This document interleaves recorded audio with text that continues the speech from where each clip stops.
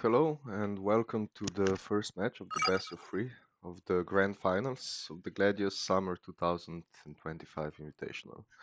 We have a match against Dr. Jesus and Deimos. They will both be playing Ork. The ban phase was SOB for Deimos, Chaos for Jesus. Then they both picked Ork as their first pick, and then we had Necron from Jesus and Tyranids from Deimos. And let's go. It's pretty early in the day, gamer time wise. I'm drinking my coffee, still waking up. So bear with me here, is what I'm trying to say. So we have Jesus playing as the red orc and Deimos playing as the blue orc. Deimos spawns on some volcanic, some energy, some snow, has a firm, has some science, has two sciences actually, so he has his options open as to what he would like to do in this game. Jesus has some amazing energy, has some grogs, has some science, so has actually a ton of energy. So he also has his options open, sees the grogs. So he could go infantry, but seeing all the energy and the desert, I suspect we might see some Devcopter play. Devcopter being a unit that seems to make sense in this matchup early to mid game, because pretty much all the worthwhile targets are gonna be lower armor, if not infantry. So we have Jesus setting production, recaf, opting to open infantry, so an aggressive opener from him. While we have Deimos settling some snow on a fermentation pool and taking a tile. I assume he will build an ore since it's a volcanic tile. So yeah, both players going for an aggressive opener. While that was to be expected from Deimos, being a notorious aggressive player, I did not expect that so much from Jesus. I thought he would be going for some cheekier plays. But probably going for an aggressive play against 1 versus 1 competitive against Deimos is probably the right call, seeing as what Deimos's reputation is, an aggressive player. So yeah, I'm gonna check if we have automatic tracking. We do. I am alone today in commentating due to the early hour, so I'm gonna do my best, but I'm also not gonna fall over trying to feel everything. I'm actually gonna go get some breakfast right now, so be right back.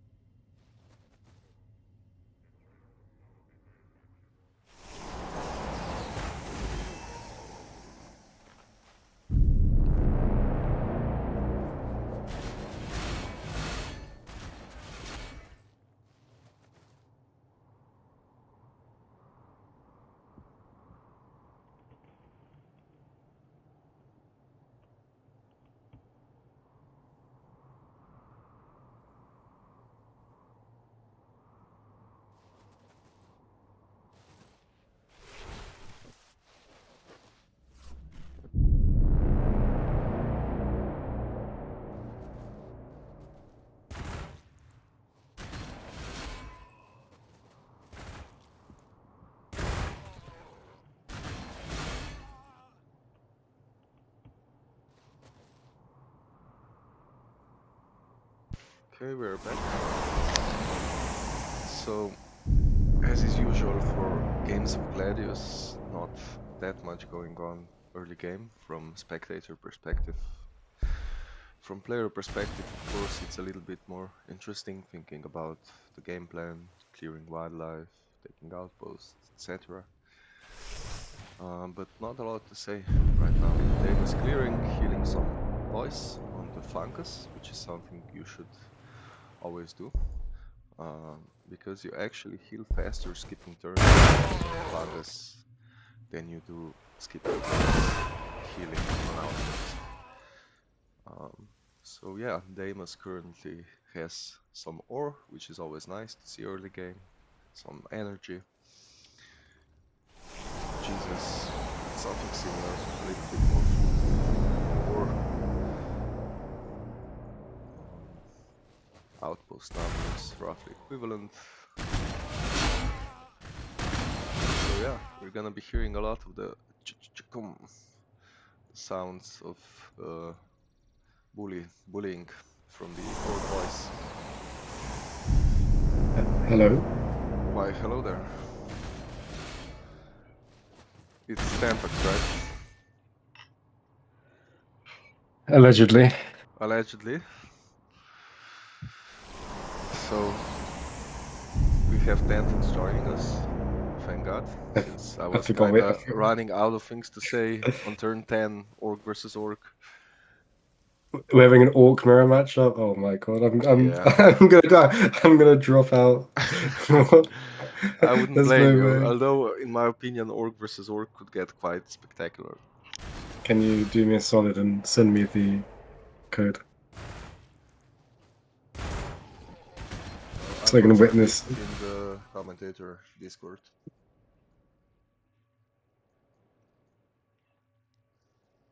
So I forgot that there was a match today. I'm a bit underslept, so I will be reasonably quiet. But When do you actually go to sleep? I don't go to sleep. I pass out and then I wake up. Well, I mean, gamer sleep then. Gamer. Typical gamer sleep. But when does it happen usually? You're still young, right? I'm like 2 years younger than you. Well, still young then. Sure. Did Jesus learn his lesson on ban chaos? No, it was actually Deimos banned sisters and Jesus targeted Deimos by chaos. So he did, okay. So I was discussing this with him the other day. He kept being like, oh, I should try these new strategies to like counter chaos and everything. I'm like, how about you just ban it? This will solve all your problems. He's like, no, I refuse. I must get the experience. It's like, the experience is that it's unplayable, so don't bother. I mean, yeah, chaos is really hard to beat. You have to have a specialized strategy, chance, and even countering Space Marine is much easier, which is funny to say because countering a Space Marine rush is not easy at all when done well. But compared to chaos, it's like feels like a walk in the park. Are we gonna have a stick bomb alpha strike game of chicken? Could be. We might see some burners. Later on some gits, but yeah, they're both going for some aggressive plays. Like Deimos being Deimos and Jesus probably anticipating Deimos being Deimos. And that's It's a proper krumpin, lads. I always forget you're British. You know the Orks are based off the British. Yeah. The British hooligans, right? Yeah. Well, I assume it's because the creators of Warhammer are all like dejected nerds who hated like sports, and so they wanted to take the Mickey out of like the lowbrow football fans that they got picked on by at school. I mean, I remember reading something about some gangs in England and some hoodie culture. That was like years ago. It's just a 80s football hooliganism. It was in the 80s that it got really bad, so it was quite a prominent cultural Yeah, you guys thing. really do like your soccer. Oh, what? Your soccer. Like, What's that? England is one of those countries that gets really emotional about football, soccer. I don't know what soccer is, mate. Sorry? I don't know what soccer is. Soccer is football. Like the Yeah, sure. sport where you kick the ball. You know what it is, right? I do, but it's If like nothing calling it else, you were soccer. like forced to play it in elementary school and probably got bullied over it. No, I'm saying to call it soccer is like sacrilege, so I'm pretending I don't know what it means. Oh, I see. You're being funny. I Mm. see. Anyway, Jesus managed to found a relic, which will be nice once he starts popping down those expansions. Jesus was actually complaining to me privately like some time ago how it's As he often impossible. does. Sorry? As he often does. As he often does, indeed, when he's not asking for loads. Reloads. Let's Yeah, reloads. yeah. But he was complaining that like it's impossible to balance 1 versus 1 because it's always gonna be a relic imbalance because like on very low, 3 relics spawn on the map, and we see that one is bottom left, one is near Deimos, one is near Jesus. So in this case, it does seem pretty balanced, but it could happen that like one of the player relics was like very heavy with robots and shit, or inaccessible in some other way, like a bastion nearby. So while he does have a point, I don't think it's like super critical in 1 versus 1. I just hear skirmishing. He just likes complaining.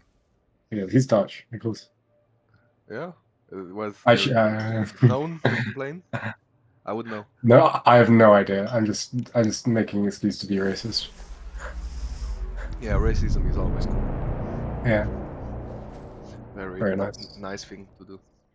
Yeah. But it does look like Jesus will have an easy relic while Deimos will have to work if he wants one of his own. So there is a slight imbalance in this sense. Sorry? So, do you ever watch Austin Powers? Yeah, I did like years ago.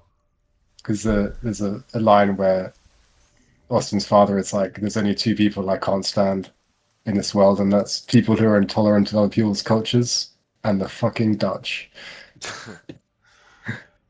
Yeah. I mean, I really can't comment. I know nothing about Dutch. I know that they have some good music conservatories. But... Do they? Yeah, in Amsterdam, they have a quite well-known jazz conservatory. They also have one in Rotterdam, pretty well known.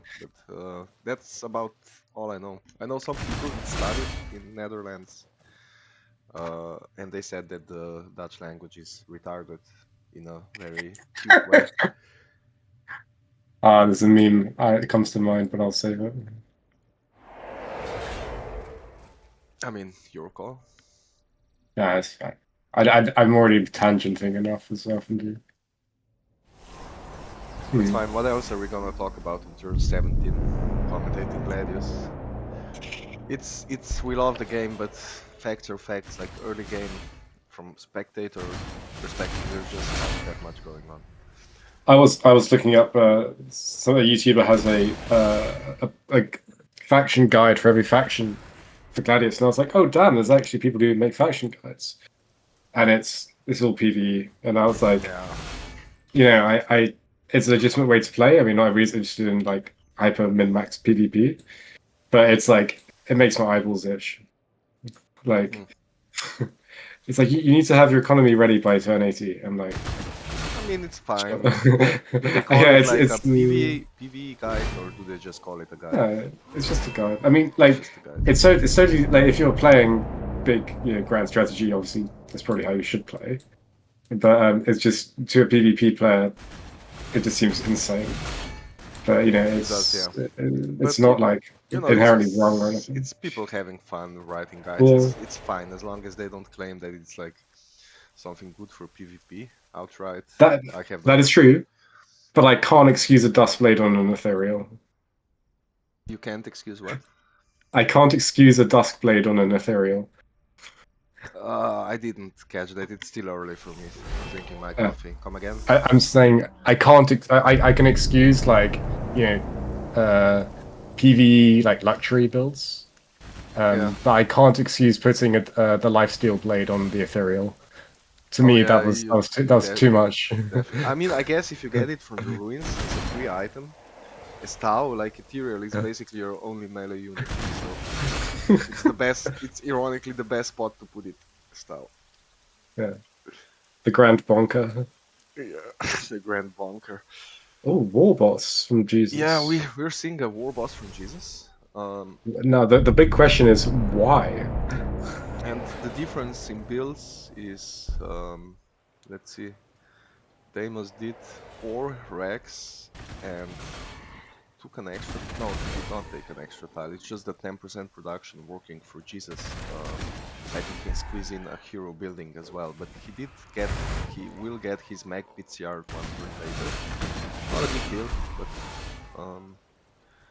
being able to squeeze in heroes while having basically an identical build to Deimos is quite impressive, and you can see the power of the 10% production on the crane right there. I would have thought that you'd want to go for a weird boy. Just for R3 Blast. Yeah, but Because he likes his weird boy. I think it might be quite hard to protect a weird boy against orcs. Because number one thing is volume of units is quite high, so it's easy to get caught off guard and get flanked by something. And they also have some pretty mobile units with high burst potential. So keeping squishy heroes alive against orcs is a little bit harder than usual, in my opinion. I just hope the game drags and we get to see Decajet versus Decajet. Oh please, God no. This I is think we'll just this is the see. content that people need. I think we'll just see one orc horde smashing against another orc horde, which to me Hell yeah. sounds pretty good.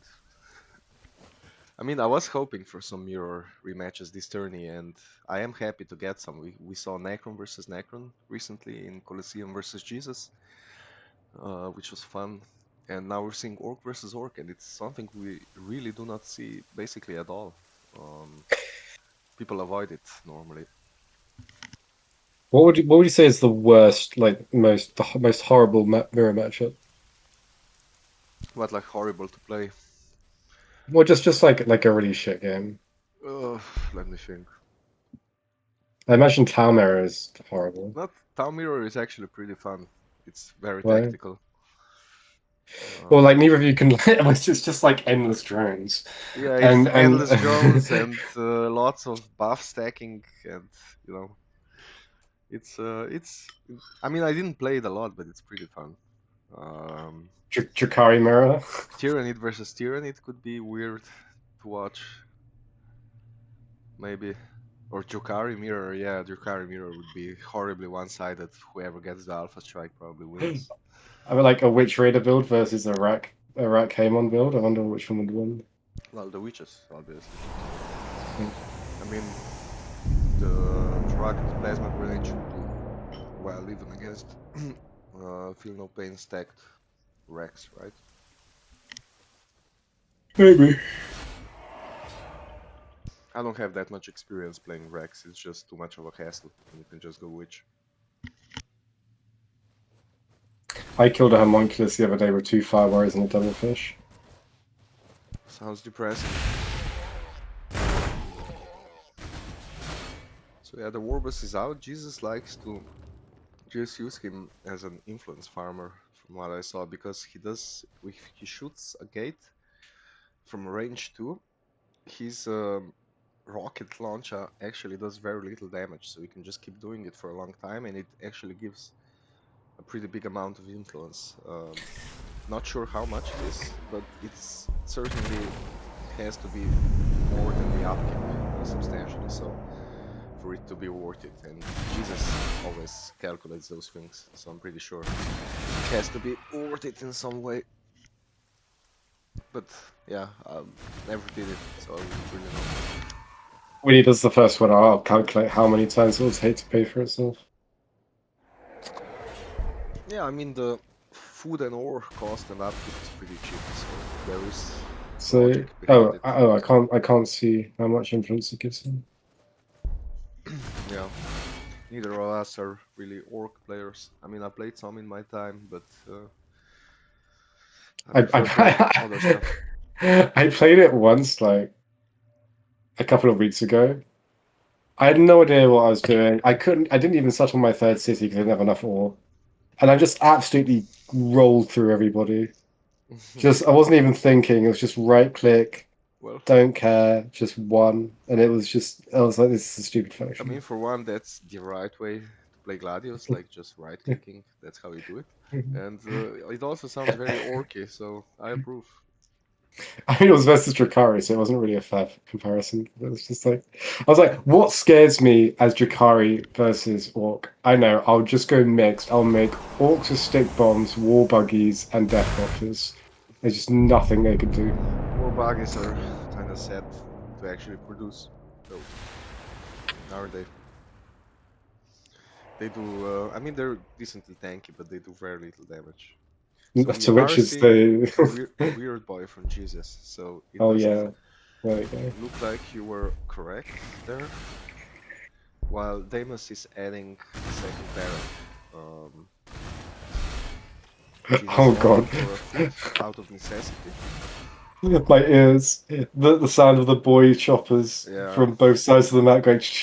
it's endless, and it's gonna get worse and worse. It's gonna exponentially increase. And the sound of dying orcs every turn. Oh my god, What does that sound like endless. again? I forgot. Yeah, something like that. Sounds accurate. Me and Liger have this running meme where whenever we do Drakari versus Astra, and it's just the frag grenade, plasma grenade, one tap each side, just hearing the witches and the guardsmen both going every 2 seconds Yeah. forever. What was the conversation? You're traumatized by immortal attack sound, right? Yeah, it's so ag. It's just certain sounds in the game when you play at 100% animation speed. Just there's something about the way the bass sound is that when you speed it up, it just is really jarring. All the orc vehicles sound horrible at Yeah, but 100% speed. playing on lower animation speeds is so fun when you get used to 100%. It's Even like 90 is too slow. you forget, but like the animations are actually done, so it's like supposed to be an attack for some time. Like they like actually shoot for like 5 seconds or 10 seconds. It's ridiculous to Yeah. watch. Like just get it over with.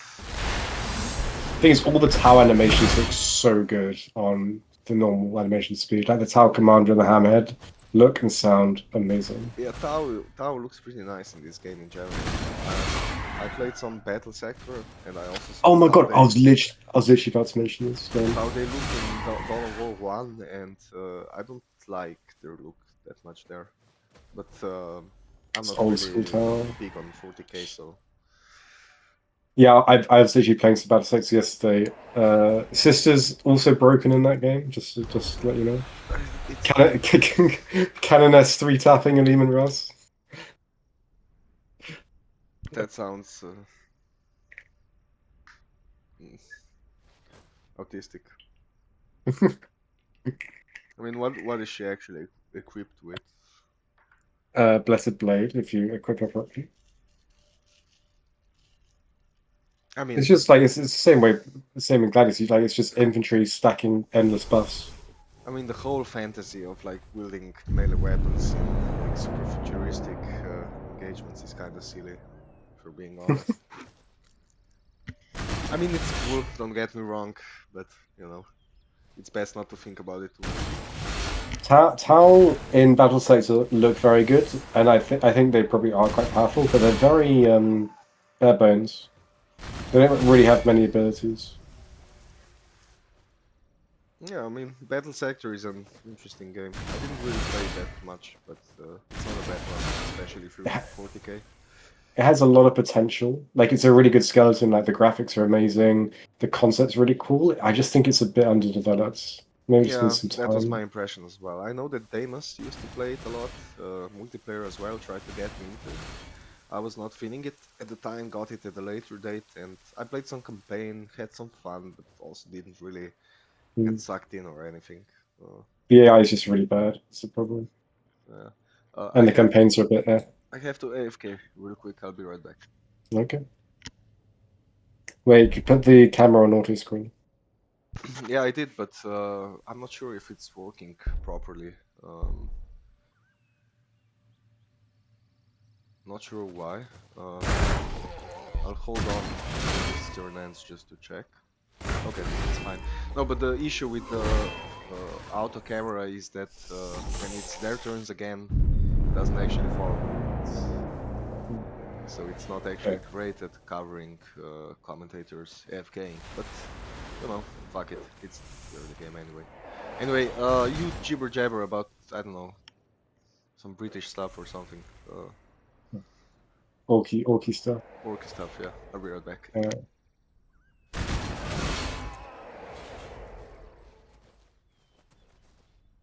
Now, interestingly, Jesus is only on one barrack, and he's already had to make food. So he's had to make all food, and a hero building, and a settler building. 1, 2, 3, 4 buildings that are not production, whilst Deimos is on 2 production, and then he has 2 buildings that are not production. And he is floating a large amount of food, and Jesus is pretty much choking on food. So Deimos definitely has the early numbers advantage, as he often does, because he likes to front load his and has a very tempo heavy playstyle. But weirdly, Jesus has quite similar unit amount to Deimos right now. Let's check up. Jesus on 11. And Deimos on 7. That's strange. I wonder why Deimos is more up. Sorry, Jesus is more up.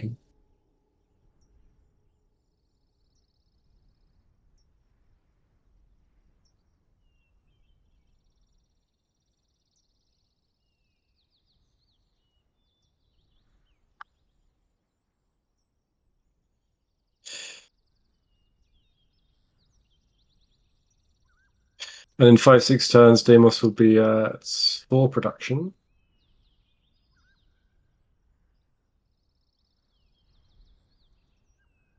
Jesus will be at 2. Unless he decides to open production on his secondary city. But this food choking on Jesus' side might be a problem. He's getting a pain boy as well. Okay, so he's going triple hero. Pain boy is interesting because you can use the implants to really boost your other units up in terms of I think it's feel no pain and damage. But versus orcs, which are quite squishy, I'm not sure how much this is going to matter, given both players are playing a faction that is low armor, reasonably high hit points, and high attack.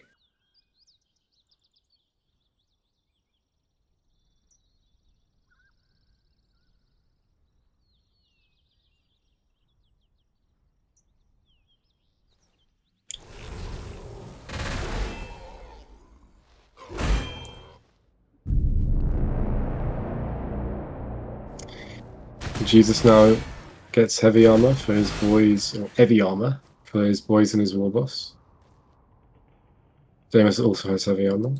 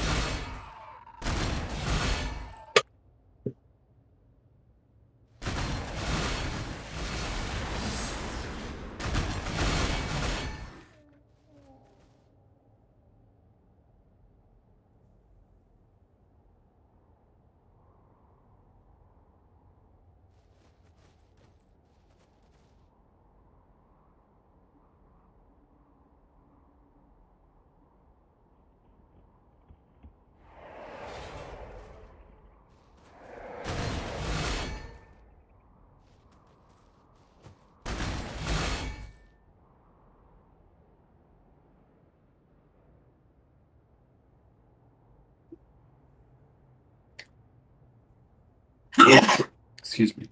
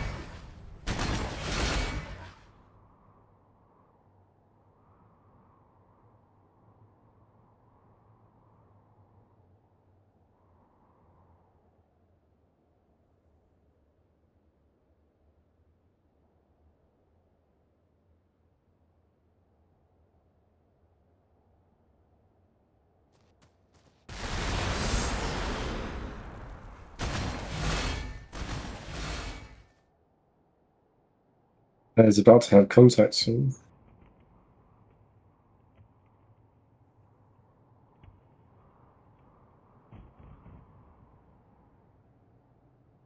Oh, we see Deimos getting killer cans. Interesting. Even though he's floating a large amount of food, he's getting killer cans. I suspect it's because Orc boys are not going to be able to deal with them.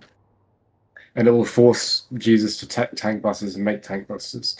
But if he's already starting to make killer cans, and Jesus doesn't have tank busters on the field when they fight, Deimos is just going to roll over him.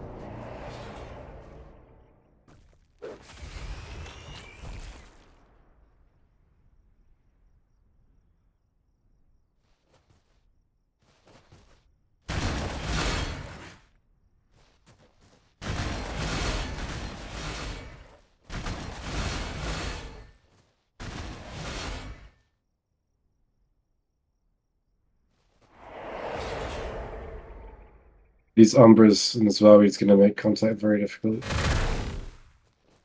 So it's uncertain as to where the actual fighting is going to start.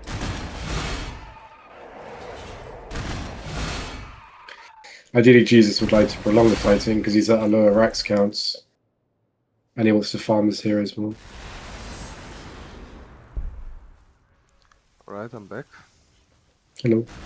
Hello. What I don't... it's a very strange state of affairs because Jesus is at 1 Rax. And he has a bigger army upkeep than Deimos. He's nearly at 4. Deimos is producing some kilocans, so that is a slight factor. So he has 11.5 in total. It's not that far apart. Jesus has 12.5 if you count his aura upkeep. Or upkeep from what? But it's the heroes, you know. He's been constantly producing heroes since he got that hero building up, and that does add up to the upkeep.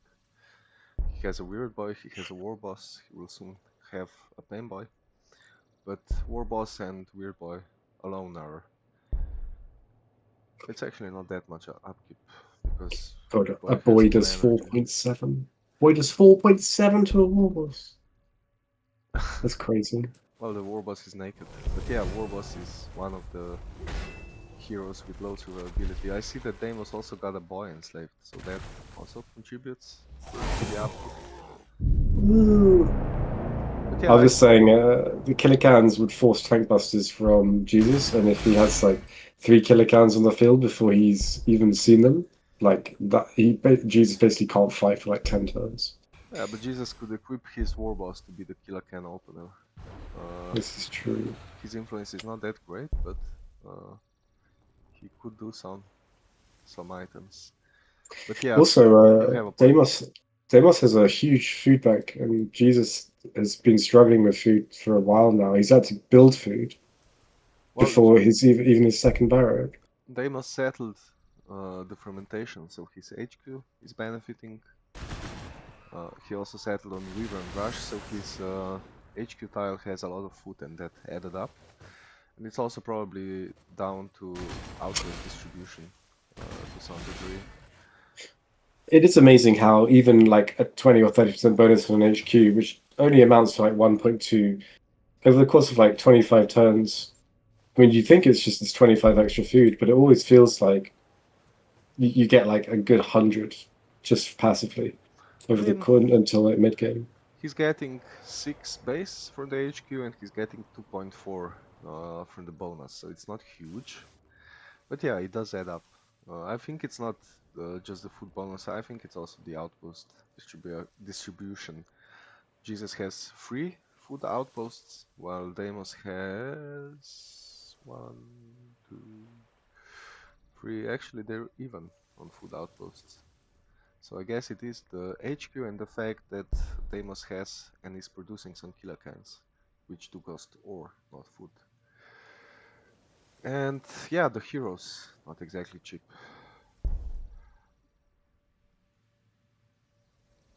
Little Thing things is, to add up. Jesus has better long-term food than Deimos. Yeah, but you know, orcs can stack that quite high. So I think. Oh no. Oh. Deimos' boy is getting bullied by Andres. Rest in peace, boy. Gone but not forgotten. You were a good boy. So just to confirm, they saw each other, right? Deimos saw a Vespid getting demoraled by something. I don't think he's seen him though. Okay, So so he knows he's nearby. they're aware. They're also probably listening to the noises in the fog of war, since maybe some less experienced players don't know, but you can hear the sounds of hitting neutrals and webway gates in the fog. Webway gates. I should play elves again. I've been mono faction for a while now. Yeah, Elder is cool to play. I played it a lot, so I tend to not play it a lot these days. But they're fun. They have a lot of options. Elder does have the best soundtrack in this game. The soundtrack? Like the if you do you play music off? Yeah.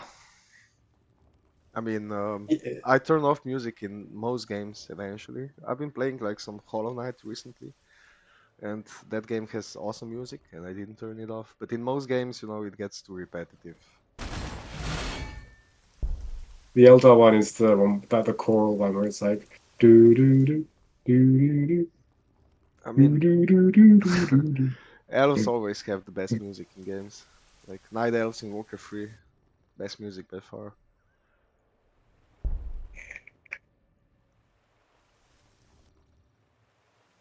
So, Speaking of music, in Battle Sector, the Exorcist plays a little tune on the organ before it fires its missiles. Why does it not do that in Gladius? That would have been good.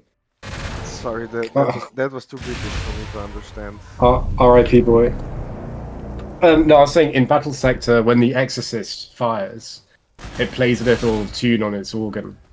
and in Gladius, this has been stolen from us. Even though they are both, is Slytherin the developer or the publisher? I don't know. Like they share Exorcist. something. Yeah, we need Exorcist buffs. Exorcist buffs. Reduce damage, increase music played when firing. I mean, Trade-offer. It sounds so stupid. It's starting to get good, you know. Exactly. When it's so this bad, is the system change we need. Like just the idea of like in the far future we have battle tanks that slaughter Xenos and also play music when they fire. Hell yeah.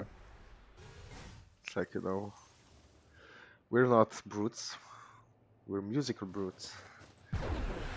We murder people while singing, something Ottoman could get down with probably. Since he sings in stressful situations, he's probably been singing a lot lately on Discord. His rage at Admech players. I've never seen him get that angry at anything. He gets angry, yeah, sometimes. But he's such a softly spoken, like kind of a warm voice, like very kind of thoughtful, Yeah, sensitive vibe. And then he's he's he, just he's a you see him being like, "You fucking retard!" I'm like, "Whoa, what the hell? This is not like you." he's a nice guy, but he's been here for a long time. He proved himself, enough times, and he just doesn't have the time to deal with stupid stuff. He has a wife, he has a job. I get it. Um, can't expect people to be like Jesus, get disrespected in a way. I mean, I do think that people get too touchy about getting disrespected on the internet sometimes, especially on Gladius Discord. Um, but I can get it. It is kind of unique for this community. Like in most multiplayer communities, when you have like some people that have been around for a long time, it's usually appreciated. But it's usually not so here, or at least it used to be that way. I think it got better with time once we played a little bit together. People saw we were not just talking out of our asses, but it's something that baffles me, honestly. I find it funny how people can have such vicious fights on the Discord, then just play the next day like nothing happened. Yeah, I mean, It's just like I can't do that. it's a small community, and it's the internet. Like if you get that personal to the point of like I'm not gonna play with this person. I mean, okay, it can happen sometimes. I've been in that situation before, but it's usually a bit exaggerated if you ask me. It's just people typing and like there's some pictures on Discord. It's like I get so what I what get are so you mad. talking about? What do you mean there are some pictures on Discord? What are Like you I'm talking talking about? about the difference between getting insulted in real life and getting insulted on the internet. Like from the outset, if you're going on the internet, you're gonna come across retards and assholes. So if you're like gonna get offended when someone tells you to suck a dick, like it's what are you even doing there? Like It go depends. to a library and borrow a book or something. Don't play Gladius, or rather, I mean, don't argue with people on the internet. Then the way I approach it is just like I when I play games, I want to have fun and I want to surround myself with people whose energy I enjoy. And if they don't, I I mean, just sure, kind of sure. like I don't want to play with people who I feel perpetually shitty around based on the tone or behavior. Yeah, but I'm not talking about like who your friend group or play group is. I'm just talking about conversing on a Discord forum. Mm. That's something different. Depends how personal it gets. I just don't want to engage with people who are disrespectful. Uh-oh. Umbra. Ugh, another boy, Yeah, maybe? Deimos taking attrition from those Umbras. Umbras and being flying are quite awkward, or can be quite awkward for Orc to deal with. I Is mean, this the final match or is it best of three? no, it's a best of three, so this is the first match. But it is the final. It's the final. We do have the third place match to do, Colosseum versus Exorcist as well. But it looks The like the third. finals will be played first. Yep, third place match.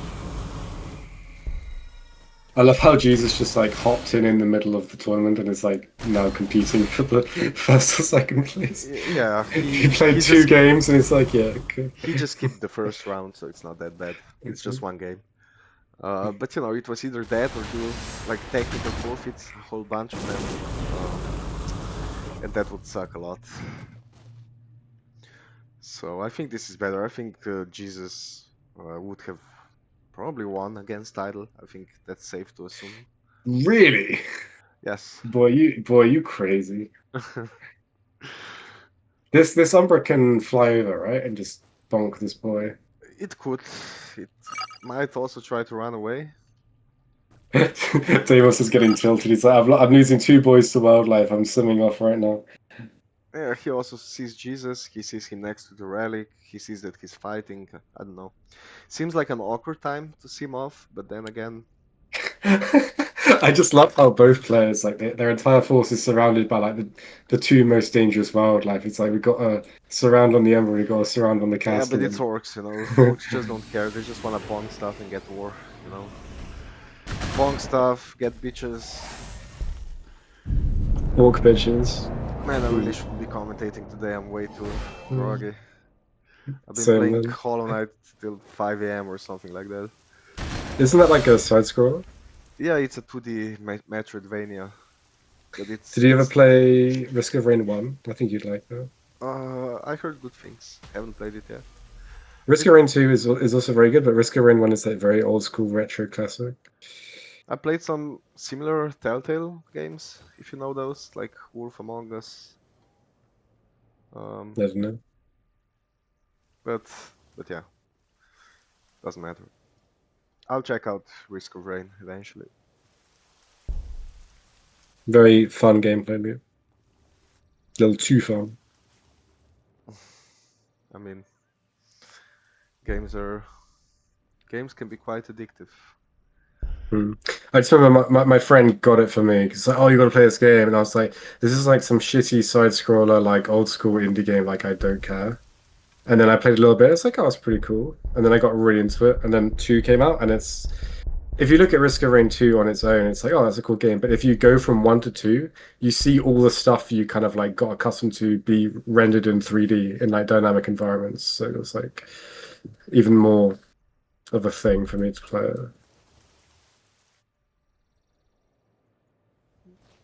I mean, Hollow Knight is. You should check out Hollow Knight as well. It's I'll give it a widely considered like the best Metroidvania, the best game in the genre. This modern one. It just nails like look. the art, the atmosphere, the design. It's all so good. It's just like such a joy to play. I don't know what Metroidvania is. I've heard of it, but I have no idea what It's it is. usually a 2D platformer, and it's the core concept is you have like this big world that you explore, and then when you explore, you get unlock abilities, often also traversal abilities that let you access parts of the map that where you were already, but now you can access some out of reach areas and explore new parts of the map. Uh, so it's kind of like a platform exploration game. Oh, cool. But you know, it's a dry description. It doesn't do the concept justice. It kind of tickles some good areas in your brain or something. Hmm. Anyway, check it out. Apparently, Expedition 33 or something. It's like a French game that's apparently like one of the best games ever made, and Yeah, uh, it's like Final Fantasy or something, but it it's just looks too actually French for me, but honestly. Nothing against French, but you know, like it looks super French. apparently the pacing is phenomenal. Yeah, I mean, I hear it's really good. So next turn is war turn. Deimos cautiously positioning so that his stuff is not too easy for Jesus to reach. Jesus being on the advantage here for the first war turn, getting to move first and attack first, being team A. And the They must find hard to get. yeah, and the teams are just for anyone not aware are determined for the first game. Excuse me. Are determined via playing rock paper scissors online, and then if it's a best of 3, the subsec how do they say this word The subsequent what? subsequent matches Subsequent. subsequent matches are teams are picked by the loser, so the one who lost the previous match. Man, not a good day for English for me. I wasn't even being like, haha, that's the wrong pronunciation. Like, I No, no, literally no, no idea it's what you were fine, it's saying. fine. It's fine. I'm too Slavic today. Have to make an effort to pronounce properly when you're Slavic. Have to like open your mouth more, utilize your tongue more vigorously. It's a hassle. Now, Warboss can handle this kilocan, but 3 kilocans? Sus.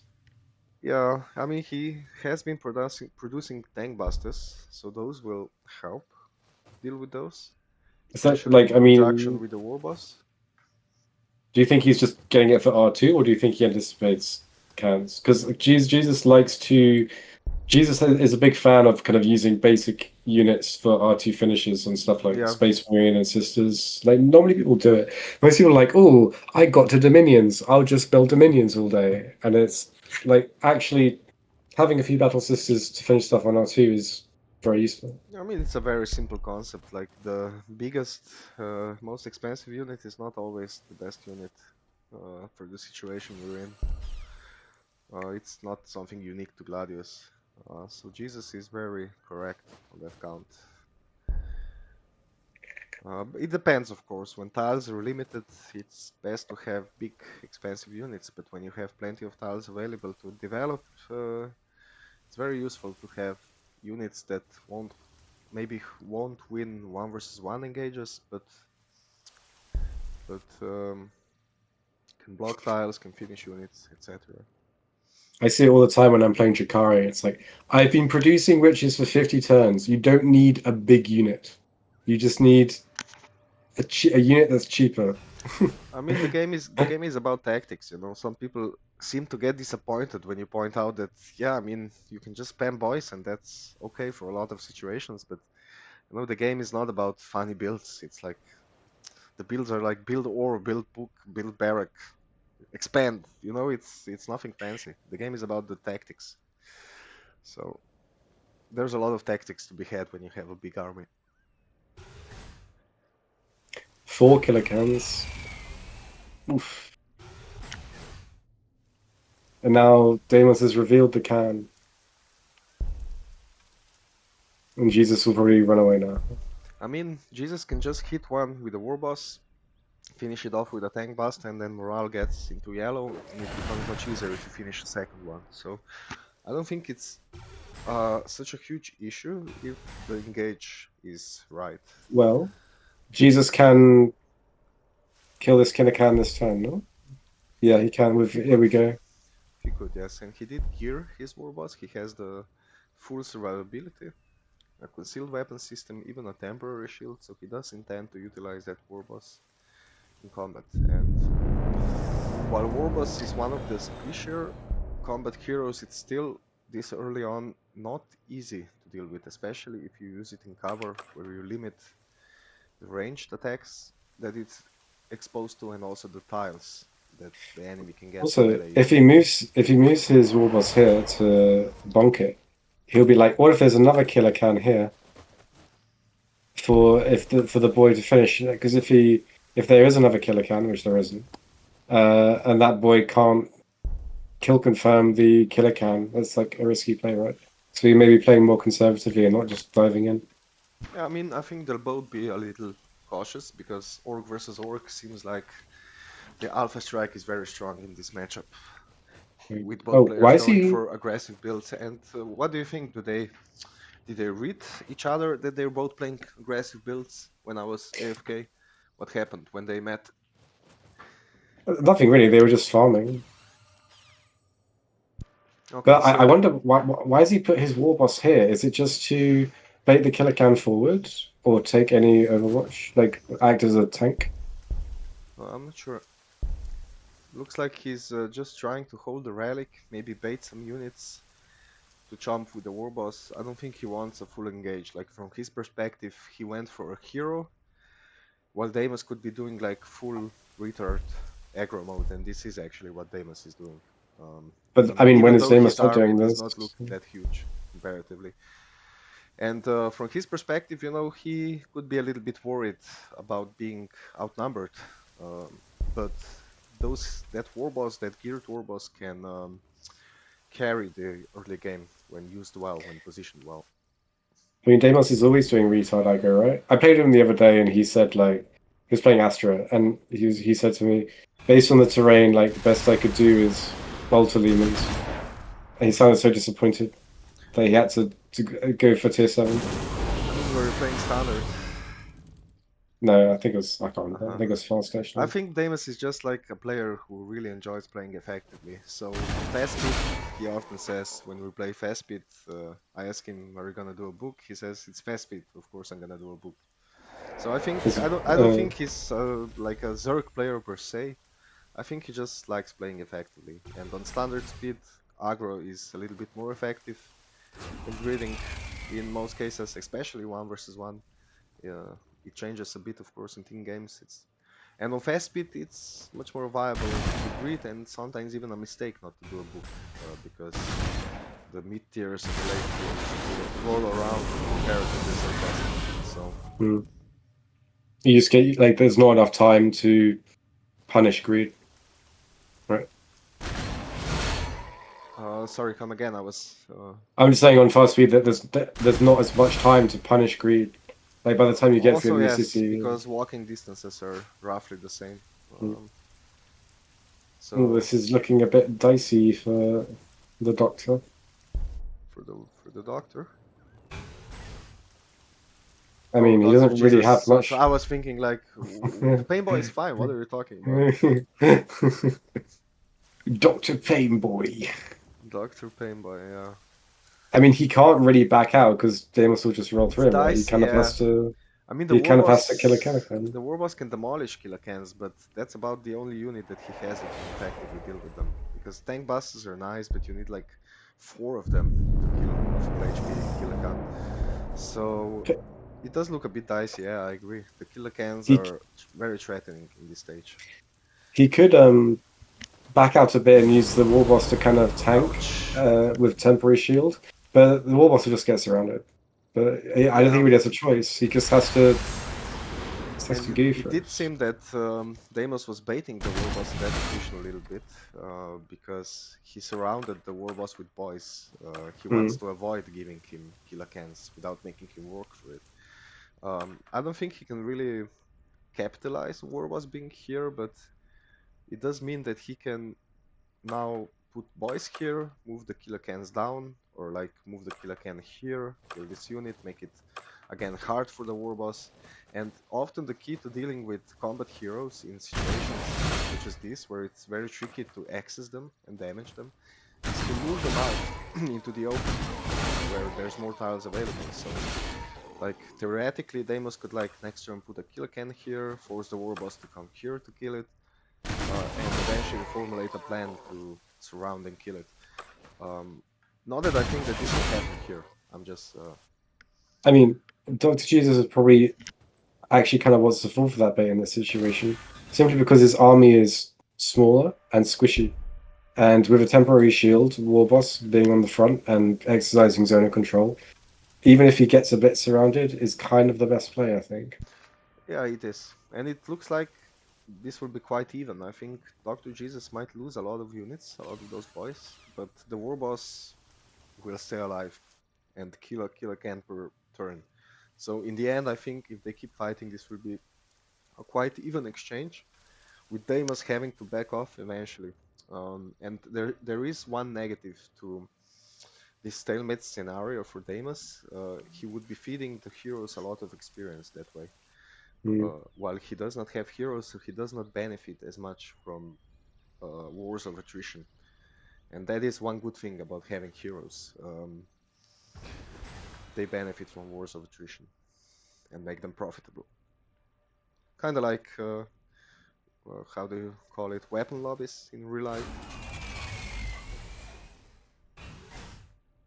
Oh, like the longer the war goes on, the more money you make. Yeah, I mean, because you can sell weapons and shit, the war industry, you know, but now, anyway.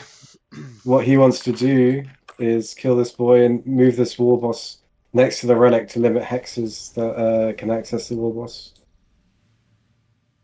Wait, where's Deimos' going? I don't think he's looking to kill the Warboss at this point. He's like, he's gonna either back off or try to kill some units.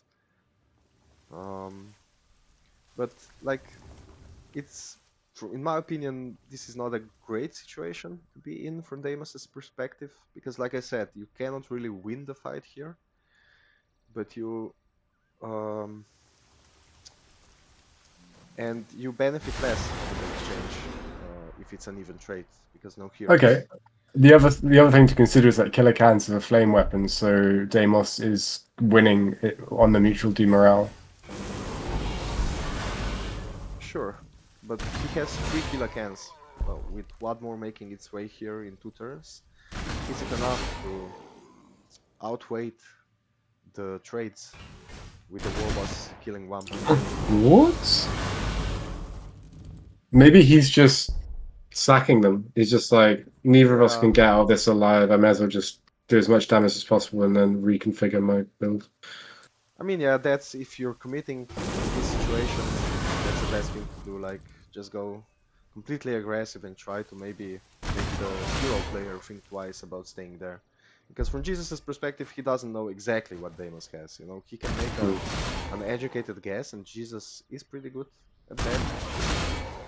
He probably knows there's not a lot more behind all this, but he's not sure. You know, and he lost quite a bit. He has like 4 units in his heroes, so while he can kill Kilakans, he is probably a bit worried about getting surrounded and eventually killed that way. So we might see him back off next turn, but would be kinda sad after taking his casualties this turn. He probably really feels like he wants to hit back this turn. But I mean, Jesus has bigger retreat options because his city is very close by.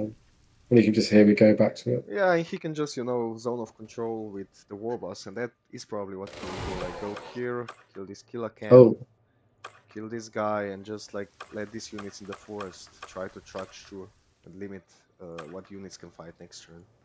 I mean, he has to rotate upwards, otherwise this Skeleton's just going to kill this weird one, no? Oh yeah, Oh yeah, no, it doesn't do that yeah. It does much. seem to imply that that's his plan, of course. Uh, like I said, I think Warboss will go like this, and he will abandon the southern position because Kilakans fighting in cover, Kilakans will win out. He has no chance there without putting the Warboss to tip the scales. I mean, the Killer Can doesn't benefit from cover, does it? So it's still even. It does not, but Flamers also make him not benefit from cover. And also, you know, it's a fight where tiles are very limited. So having a unit that almost one-shots and on lower morale one-shots his boys is very useful because it lets him have more tiles to overtake and finish more units with his boys after that. Oh yes, and Jesus has more R2 and R3, so you just kind of want to fight out in the open. Yeah, but I think Jesus right now is a little bit regretting taking this fight. Because those Kilakans did trade quite well with all those boys. How much did you check the upkeep before the fight?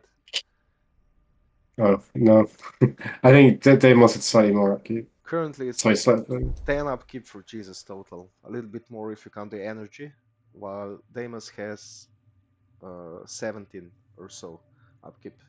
So it is looking quite favorable for Deimos, but until he finds a way to deal with the war boss, of course, he cannot really break through. How much killer cans would it take to kill the war boss?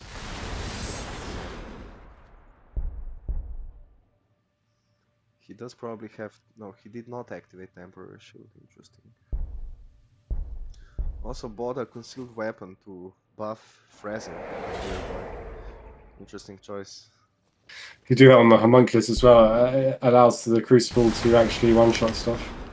Yeah, but I think Frazzle is a little bit too good, if you ask me. These kinds of abilities are not usually on a one-turn cooldown. Didn't it used to be range 2? Was it got buffed? Sorry? Didn't it used to be range 2? Yep. Didn't it get buffed? Yeah, it got buffed in the mod, but I think it's a little bit too good now. Because range 3 lets you use it quite safely. And it is quite strong when you can use it quite safely. So maybe it should be like 2 turns cooldown. But let's leave balanced deliberations for some other time. Yeah. Right now, it is what it is. It is what it is. Yeah, I feel like I'm doing a horrible job commentating today, but you know, fuck it. It's fine.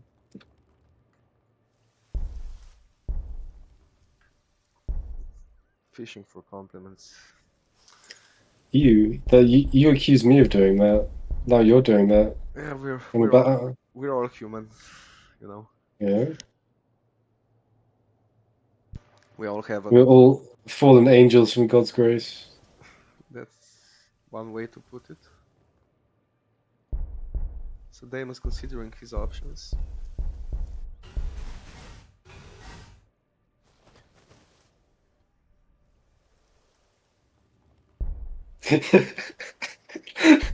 I put looking for group Gladius, need +1 for 3 fast brackets. I know, and like 4 people reacted to it. I was like, I completely forgot I wrote that. Yeah, I mean, you did play quite a bit of standard lately. I was playing some 3 fast today and yesterday. I was like, oh my god, a unit! This hammerhead 6 turn. What the hell? Yeah, I mean, it's nice to play 3 versus 3 fast if you don't play it all the time. Yeah, and if you're feeling particularly like stupid, it's nice. I mean, stupid. If you have a nice team that communicates and strategizes, it can be a very nice experience. I was reminded like it's fun because it like stuff happens quicker ish, and the only problem was that it's like, oh yeah, one side gets 2v1 and then the fight on the right isn't really resolved, and then it's just game over, and it's like Yeah, okay. that's the bad side of 3 versus 3. But I find that when the players are actually good, it doesn't happen that much because players can predict it in advance and react. Mm. So It just does feel like a lot of stuff goes unresolved in these games. it does, yeah, sometimes I agree. And Jesus looks to be getting completely steamrolled by those killer cans. The warboss getting a little bit trapped. He will be forced to keep fighting, which is not something he wants right now. And it's starting to look quite grim for Jesus actually at this point. He does have the temporary shield pop still, and he could like sack the payboy and make some kind of retreat that way, but what I would probably do is something like this and just retreat and overwatch on this side, um, because that keeps him in cover and also lets him potentially put his paintball behind the warboss eventually. But we'll see what Jesus But decides to if do. he 4.5, if he goes down, he can't kill confirm the bottom killer can. Is the problem? But he can kill confirm the top killer can.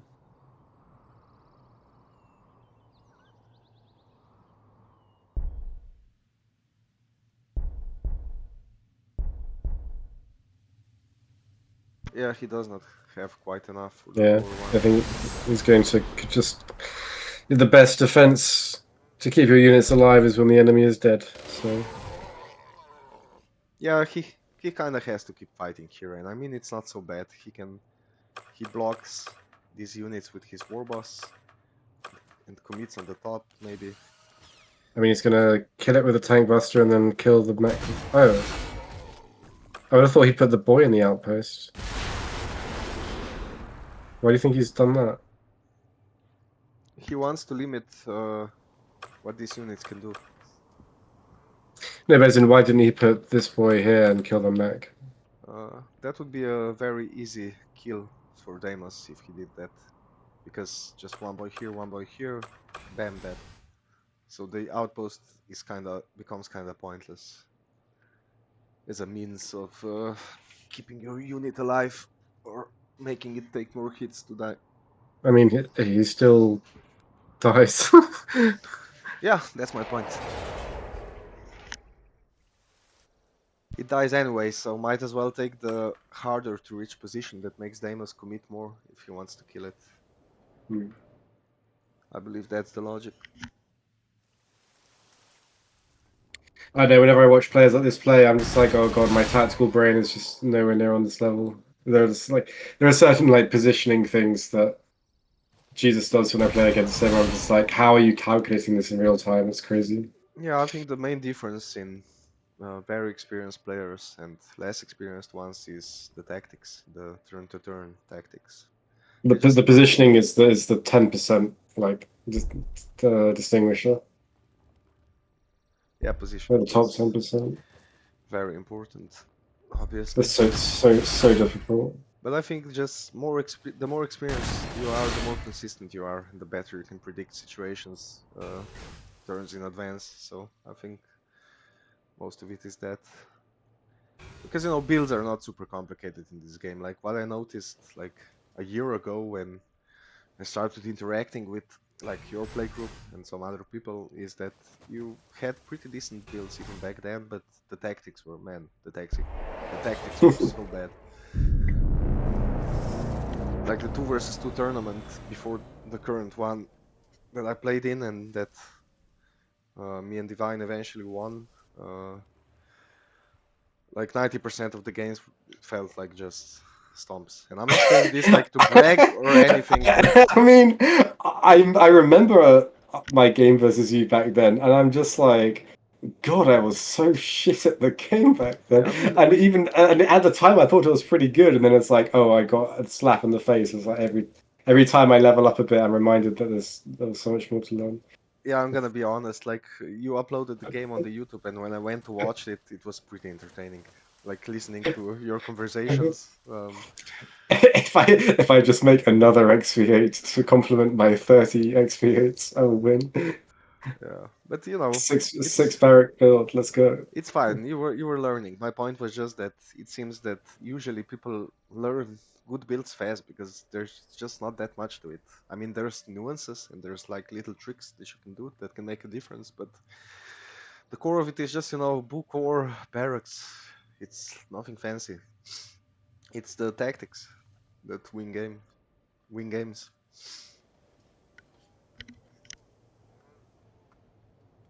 And like the overall strategy, of course. Mm.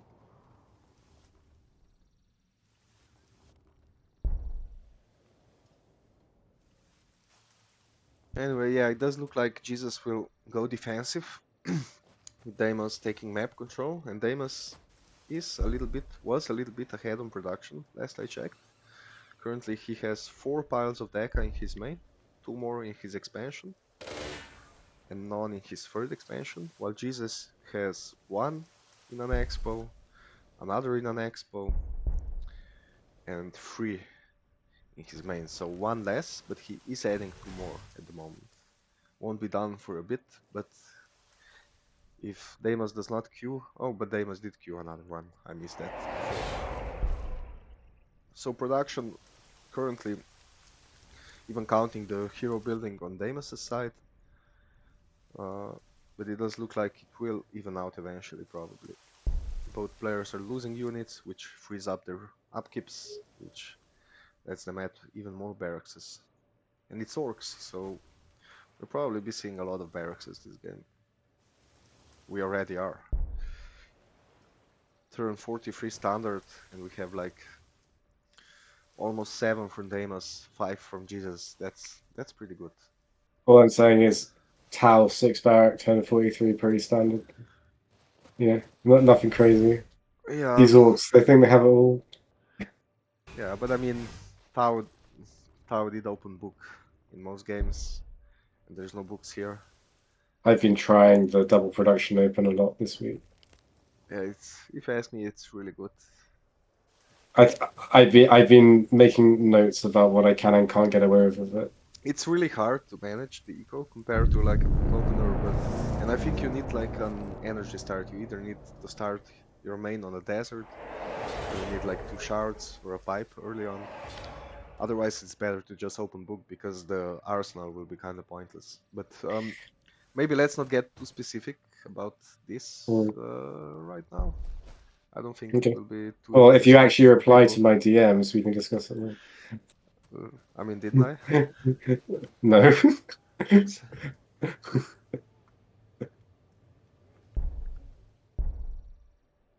Awkward. Stop ignoring me. Deimos can't siege with this right now, can he? No, he cannot. Kilakans are a great unit to fight. Orc, not a great unit to siege. Very strange how the Flamer and the Claw does the same damage to a city. You would have thought like an AP7 Claw would do more than a Flamer. Yeah, it is a little bit funny. I think it's the But MSP the Flamer accuracy. has 100% accuracy, the Claw has 33% accuracy, so that might be a contributing factor. Orcs not known for their precision. Definitely not. What they are known for is their fate. Fate in the big krumpa. And the color That big red. crumple in the sky. Orcs are probably one of the better factions. Lore Even wise. post nerf. Oh, lore wise. Okay. Yeah, lore wise. They're just like, a lot of it tends to take itself too seriously for my tastes. Like, I know it's Oh, supposed to be ironic and a parody, but then you have those Space Marine fanboys, and I don't know. I'm unironically like I unironically take it really seriously, and I like the aesthetic. And to me, Orcs is just like, oh, this silly comedic relief. I don't like this. Like I'm very much like I get really into it. I mean, I really like the concept Um, of their fate manifesting. It's something I came across first when I was reading Terry Pratchett, if you know that writer. yeah. He did the Discworld series, and in his universe, the gods are basically just a result of so many people believing in it, it becomes real.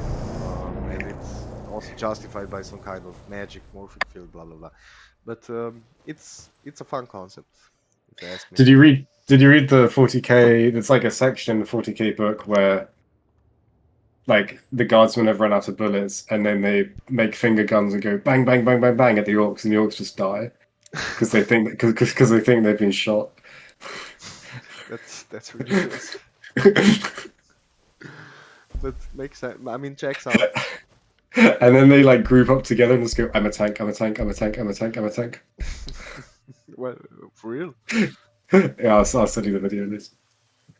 Oh, it's a funny video. I get it. Yeah, okay. So yeah, Jesus probably realizes that Deimos is not gonna siege him right now, so he's repositioning, trying to get some different angle, maybe surprise him elsewhere, take some outposts, or maybe just reacting to the Killakan taking this science westward. He also has to think about his relic. He does want to keep that thing, which might be difficult, being on the defensive with not that much map control, but definitely is something he wants to do. But good luck to a lone boy trying to hold that relic against Killacans. The long boy. A lone boy, lonesome boy, I thought you meant long boy. long boy. Oh, it's just like long boy is a meme about a specific goose that inhabits a particular university in the UK. I say British humor. It's not even British humor. It's like very niche humor based from a certain university. Did you watch Blackadder, by the way? Of course. Yeah, I didn't, but I was just at a family lunch during the weekend, and I have an uncle that's always like gushes about Blackadder, and I'm like, Yeah. I don't get it. You don't get it? Yeah, I watched it like once or twice, and it was like just so boring. I mean, I was much It's very younger, dated. admittedly, but I think sometimes it is quite dated, and some of like the more verbose like insults seem a bit like from a bygone era that they don't really hit the same. But I think if you watched it in like the 90s, it'd be very funny. yeah, Like there's a Hugh lot Laurie of is the best one. World War commentary in it, right? Yeah. Well, I yeah, think I think the that's last kind of series as a well. generational thing, the generation of our parents was kind of into that, and it's relevant for them and interesting. Mm. And I think our generation just doesn't give a fuck.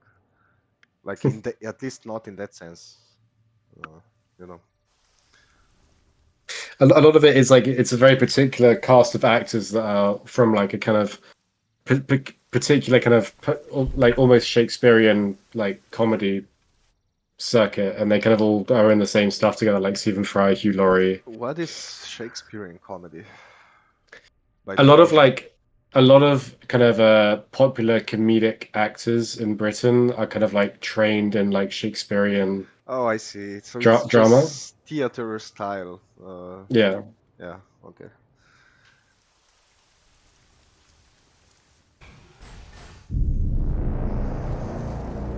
What kind of music would orcs listen to? I guess metal. Heavy There metal. are many orc songs on YouTube. They just make lots of noise and they bang pots together. Orcs, orcs, orcs, orcs, orcs, orcs, orcs, orcs. So heavy metal, kinda. I'd like to think they enjoy fighting Sisters of Battle to listen to the organs. Refined That's gentlemen. a tank that plays music. Come on. Hell yeah. Come on, 40k. I mean, I do like 40k as a universe, but like, admiring it from a distance kind of way. Nah, I love it. I'm obsessed. It's great until you get too into it. I actually read some Horus Heresy books. Mhm. And like, while the first ones were pretty good, it just kind of starts to fall apart. It's just a bit too much to suspend your disbelief over, you know. I mean, I always view the 40k lore as being one guy with a sword that's like, my sword can cut through anything. It's the best sword ever. And then some other guy's like, I have a shield that can block anything.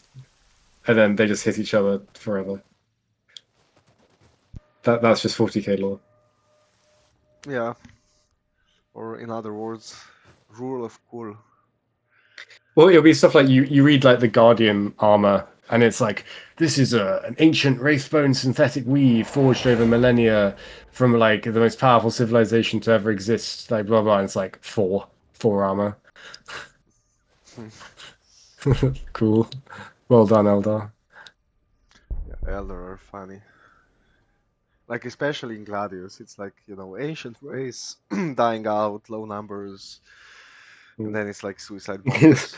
It's like spam Like, they even mentions. have a faction mechanic of getting energy when they die. Like, what the fuck? Come on. That's the Spirit Stone thing. I mean, There's, okay, but like, mechanics wise, incentivizing Elder to yeah. lose units, it's like not the Well, best design as as far as lore goes. Well, the idea is that the Eldar, when they die, they recycle the souls back into soul stones and they repurpose them into new bodies or like into wraith constructs to conserve their population because they don't breed very easily. Sounds gay. It is good. Just die like a child. I mean, That's what Guardsmen. That's I what guess we Guardsmen know do. where Protoss Dragoons came from. The what? Protoss Dragoons from StarCraft. Oh, I never played it. You never played StarCraft? Look, I already ruined my life enough playing this piece of shit game. Like, I don't want to ruin my life more playing a game or get even more No, I addicted mean, to it. StarCraft 2 sucks if you ask me, but StarCraft 1 is like a legacy game that you should, play for if you're a gamer, just, so you know what it is, if nothing else. And the campaign is still fun, like the story is good. Yeah, like, I feel like it's one of those games you had to grow up with. Like, I don't think you could I like guess. play Skyrim. Like, can you imagine starting to play Skyrim like now? You play it, but like, what is this piece of shit? I mean, Like, I what a didn't like shit it even game. back in the day. Like, It's with like the perfect mod loadout of like 150 mods. It's a very good game, but without it, it's just so mid. yeah, it's just like, you have this sword and you have two buttons to swing it, and yeah, Gaming. have fun. Here's this huge world and tons of quests to do with your two buttons.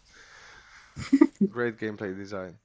By the And you way, can and both players are producing death threats, probably bears mentioning. are they So, actually? Oh my god, why? death threats are pretty good. They have flamers, so they deal with the infantry. Do they? Yeah, they do.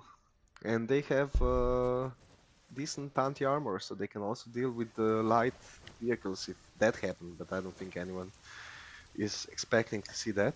Okay, I thought they didn't have flamers, and I checked the compendium, and it is confirmed they do not have flamers. They do not have flamers. They have a rocket launcher and a claw. Okay, my bad then. Um, No, oh, sorry, my mistake. The orcs believe they have flamers, so the compendium doesn't factor this in. maybe they just do it to be able to siege and kill heroes, Hmm. I mean, Jesus gets it for the killer cam, and Deimos gets it for the warlords. Yeah, and for the sieging. Because, you Why don't know, they just get normal, like Orks? Do they really struggle sieging without it? no, but, you know, he went for killer cans, he made some ore, presumably, I didn't actually check, but yeah, he settled ore. So, man, we're shit commentators. But I blame the hour, it's like, it's too early for gamers. I just never see death shreds. Like in all my 1v1s versus Orc, I just never see them. I saw Deimos and Jesus do them a lot, they both like them, so I assume they're a good unit. But yeah, I also very rarely see them. They look 7.7 to Warboss is not bad, they not look very amazing. cool. Also worth mentioning, Deimos is on 3 loyalty relics. Yeah, that's nice. Like the longer he has that, the more it's gonna add up. So while Jesus seems to be on the backhand, he actually feels the pressure to try to get some map control back right now. And he sees like the Killer Cans taking his ops top, Killer Cans taking his relic bot. He's probably feeling a little bit boxed in at the moment.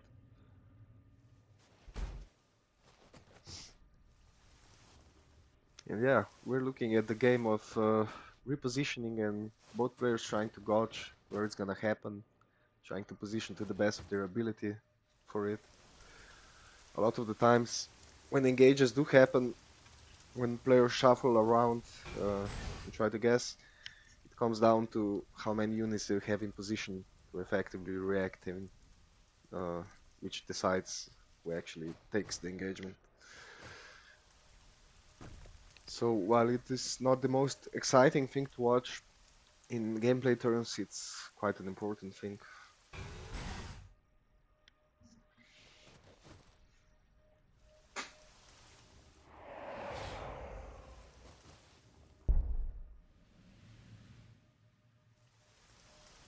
Orks, orks, orks.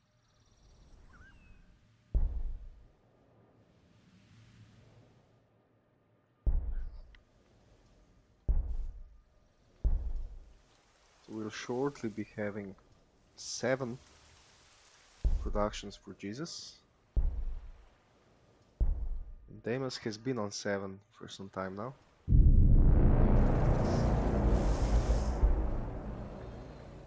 The upkeeps are 31 for Deimos and 13 for Jesus. So it's fair to say that the army advantage is heavily on Deimos' side right now.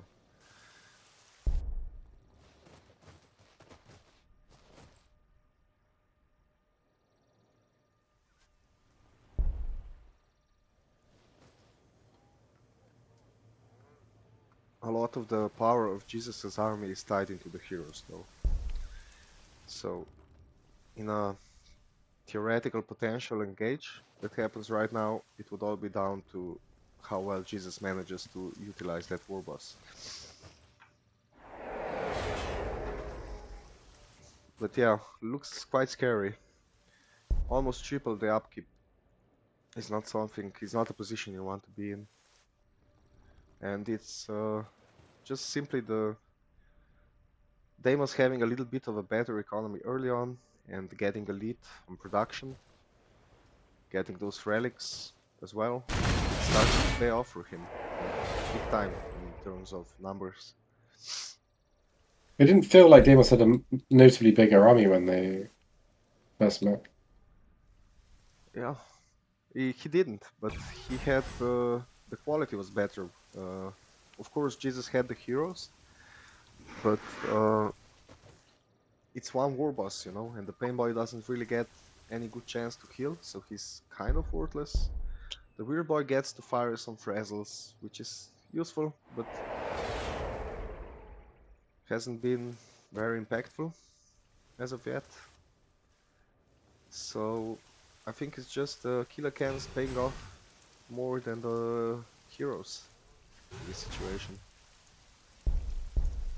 And also, of course, the lead, the production lead the Deimos had. Looks like the heroes did not pay off in this game. At least not yet. Surely a war boss one taps a death trade. Almost.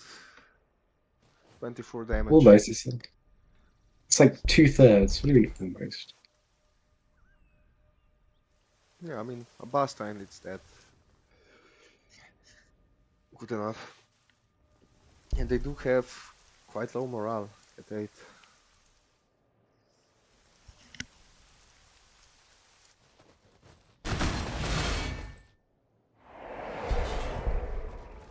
But yeah, Deimos not interested in a fight like just yet. He needs to consolidate his forces a bit.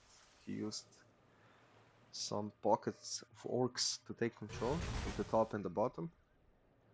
He did divert some units away from Jesus, but he did divert more units away from Deimos, which is fine, of course, having such a lead on upkeep. But he does want his forces able to react if a big fight breaks out.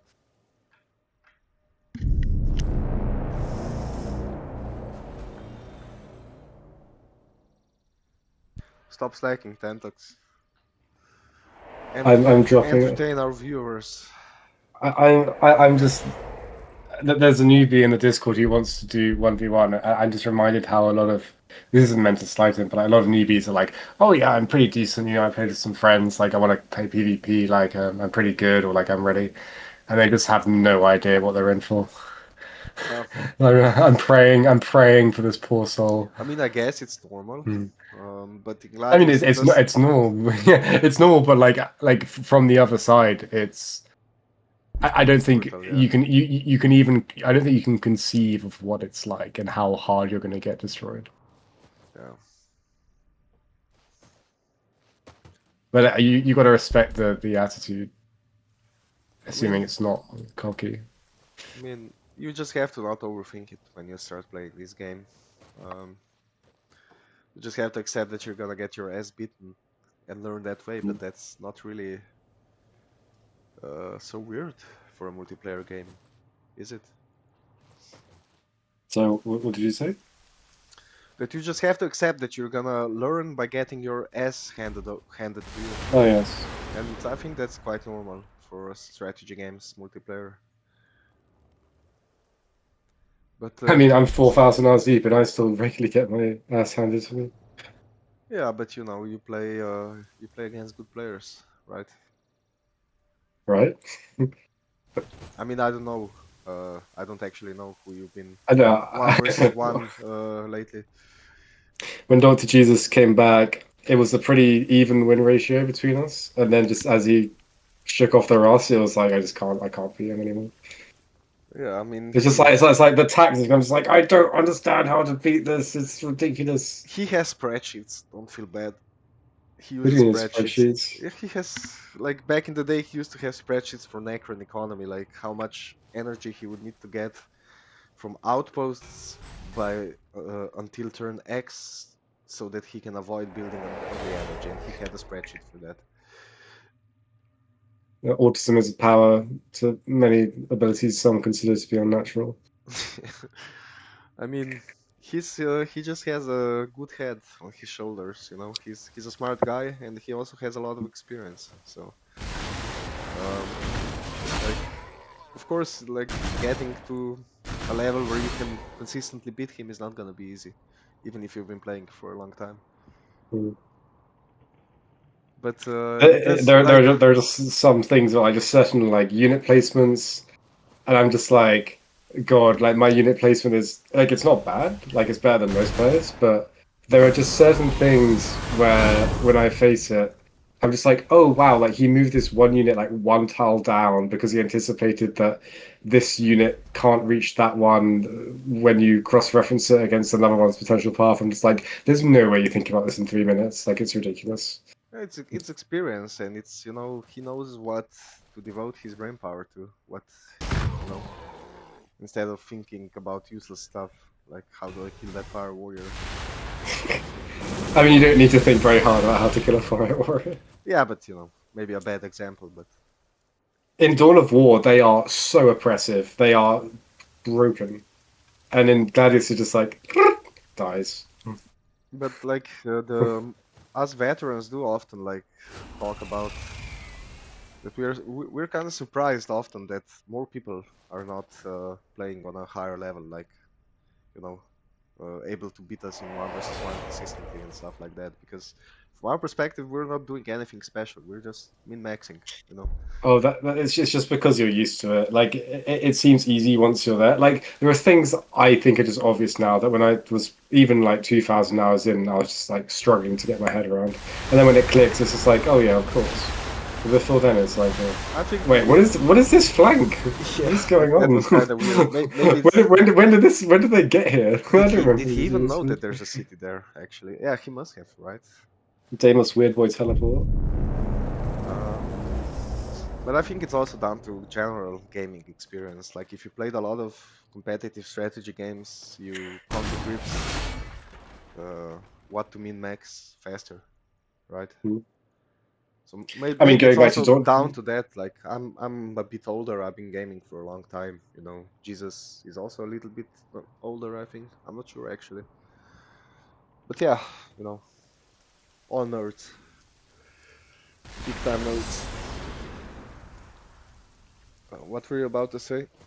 I was just saying when I went back to Dawn of War, the knowledge of strategy games I got from Gladius completely changed how I viewed the game. Yeah, And I've been playing a lot of Dawn of War with Jesus, and we've been talking about like build orders and like opens and when to do certain stuff. yeah, I know what you And mean. it's like it's really subtle. I Well, it's not also subtle, but it's like like it's not as brain dead as I you never say. played StarCraft 2, but I also learned a bit how to look at Gladius from the competitive from watching some competitive matches there because there they talk about timing, you know, like optimizing your build for a timing in the sense of like if you're going for a mid game push, there's no sense in doing stuff it's meant to scale you into late game, you know, just min max your build for that mid game push. And that's an example of something I learned from other games, and that's what I meant when I was talking about general gaming experience. You know, if you had those experiences before, you're gonna learn faster.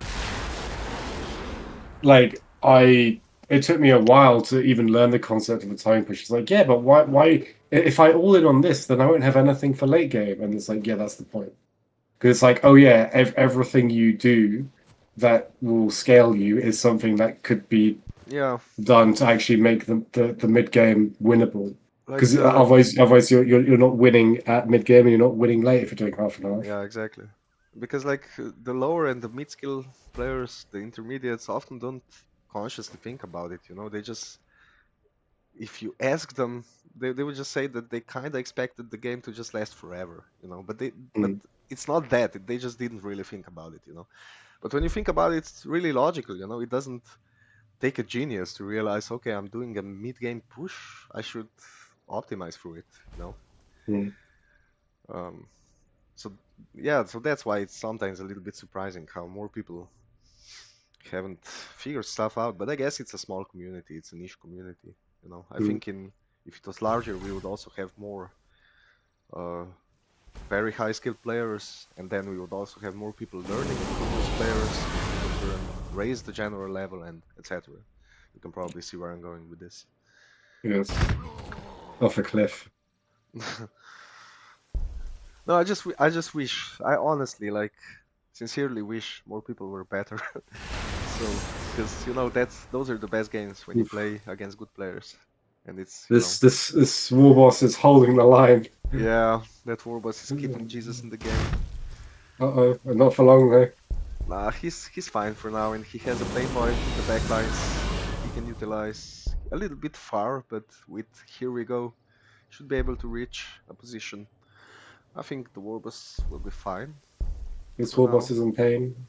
And you know, Deimos's army isn't infinite either. He lost that top force onto that skirmish. He is capitalizing, like using his lower pocket to take more outposts, get more map control, but still, you know, he lost some units there. It's a small win for Jesus as long as he continues to capitalize and cock block with that war boss.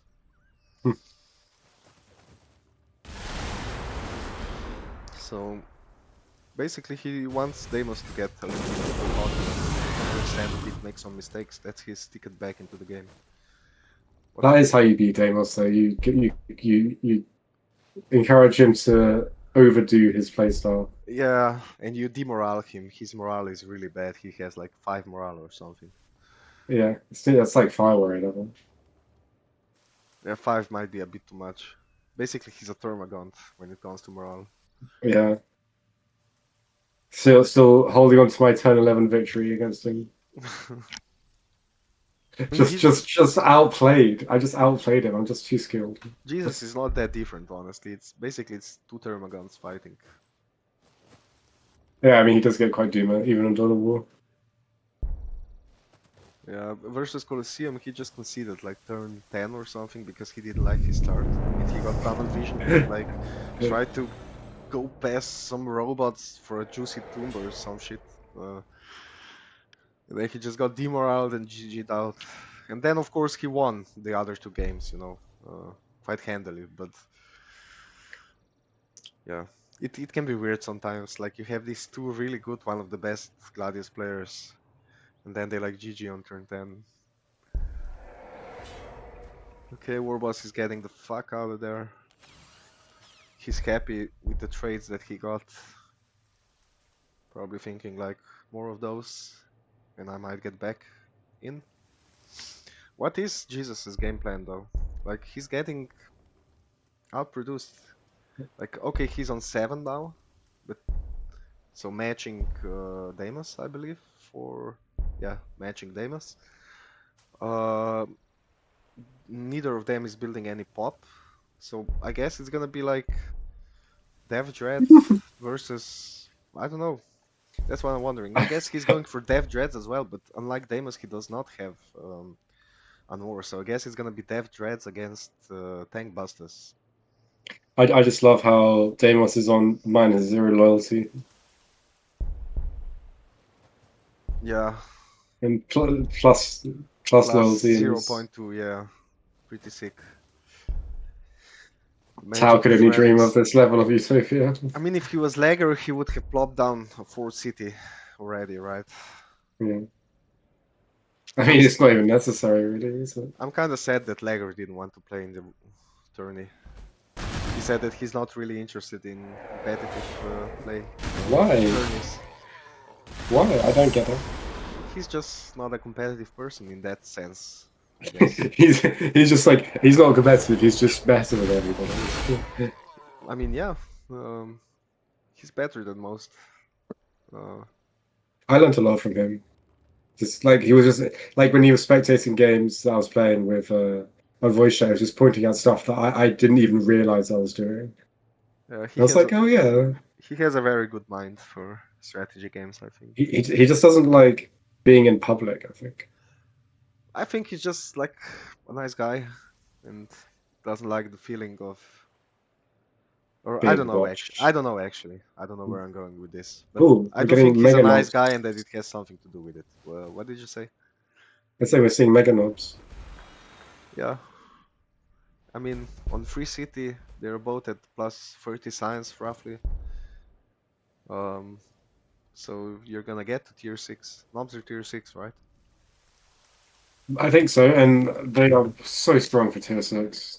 They're very good, yeah, in their They window. can just they one tap XV8. Like it's They so suffer a sad. bit on fast, but all tier 6 units suffer a bit on fast. Because on Apart fast, from apart you from, start apart to from slow down Skyrays. around tier 8. On standard, you start to slow down around tier 7. So that means that the knobs are just gonna be relevant longer on standard, and that makes quite a bit difference. Sorry to interrupt you. What were you saying? I was just saying the only tier 6 that doesn't get outscaled is Skyrays because you don't trade. Yeah, I mean, I think they still die to 2 salvos and a finisher. No, I don't think so. I mean, I have some memories of beating knobs with Skyrays in my early days. I Which know is Exorcist. every Sorry? every Tau Orc matchup, I feel like it's I defend the rush quite well. I push them back to their city. There are Megadobs in the city. I don't get to broadsides in time. I die. I mean, Hammerheads perform quite well versus Oh knobs. no! Oh god! Really? They do like 5 damage. that's not that bad. Like, and I'm assuming that 5 damage is standing on city tile. Yeah, but hammerheads are half your army. Yeah, but you know, knobs are range 1. You just pick them apart or you force them to come out and then you smash them if you're on the advantage. But let's not get too deep into that. You just keep nudging the conversation into Tau. Such a Tau fanboy. I'm so ashamed of myself. You should be. Tau, Jukari, what's next? Alright, you play Sisters. Of course you play Sisters. All that's missing is abusing chaos in 1 versus 1 standard. I just find chaos so unappealing. Why is that? I think they're quite fun. I don't know. Like I go through phases where I'm like, oh yeah, chaos is cool. Like in terms of aesthetic, Oh, and then other times I'm like, oh, this is so like cringe. It's like yeah, it's orc. like heavy It's like metal, spikes, skulls, you know, extreme. it's like orcs, but like, oh, what was the word? Orcs, but edgy. No, orcs, but non-ironically, I would say. Yeah, Orcs that take themselves seriously. it's too macho for me. I mean, it's like it falls apart when you start to think, like, what does the life of a Chaos Space Marine look like? I wake up, I piss some blood, I murder some people for the Blood God. I don't know, like, how does that work? It's just rage, endless rage. But what do they live together in a camp? How does that work then? Do they have a cook? Like, what the fuck, you know? No, they don't. No, I think the How do I they think defecate? Like, I think when you're in chaos power armor and you have gifts and chaos, I don't think you need to sleep. I think it's taken care of for you. oh, so they just poop their pants. It's official. Honestly, Marines poop their pants. I'm going to Google this right now. Very cool. Well, I know Space Marine armor takes care of the bodily functions and recycles them and stuff. I wonder if it works for chaos. Yeah, but how does it do that? What, like, do they have It's like the power armor into their rectum, or we were probably getting a bit too graphic for the job we're on. But I think it's just like warp corruption, like.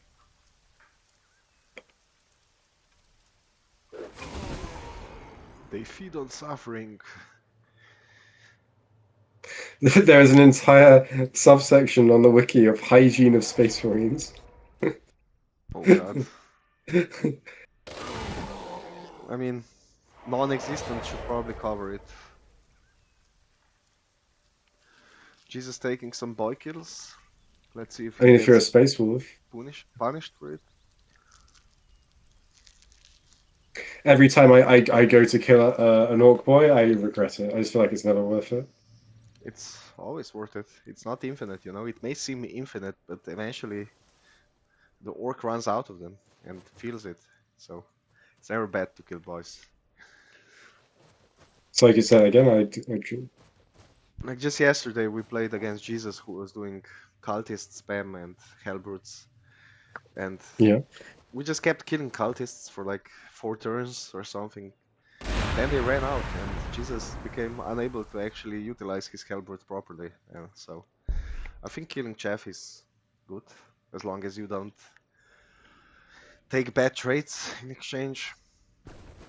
And I don't think Jesus can get punished easily here. Maybe I mean, what he actually is gonna get punished for is he's gonna give up some space in front of his city and give the Gits an opportunity to position. But I don't think he's gonna lose units. He didn't really expose anything. Okay, but Deimos looks like he wants to go in, but I don't think he's really in the position to do so. He has 1 more Killacan, he can move in a couple of Gits, and that's about it. I guess he can move that boy. So maybe he's just scouting. What's his economy like? Maybe he wants to get rid of some ore. No, not really. Yeah, I don't know. Maybe he just wants to force the issue. Lash gates in this game sound so sad. They're supposed to be the richest orcs full of the biggest guns, and they just go, and that's it. I think it's Like, nice because it's understated. It doesn't feel the need to show off. It's just no, but the whole point of Flash kits is they do flirt show off. That's why they're called Flash. eh. Like in every game, they're just like da, da, da, da, da, da, da, da, da, da, like they've got ammo packs on their back. They've I got see. all the gadgets. And in this game, they're just like, I mean, if you slow down the animation, it's probably multiple shots, right? I know, but it's still like really, it's like very limp. So yeah, what does Jesus have to punish this? He can go in, I, he can kill a can, he can kill some gits, but then he loses everything, I think. he has to wait for Mega Knobs. Yeah, I think if he fights here, he will lose. Even with Deimos not being in the best position to capitalize this turn. He just doesn't have the unit volume. He has, like, if you look at the blob, you can say like, okay, there's some red color, that's not too bad. But when you actually look at the units he has what, 8 boys. He has a Basta.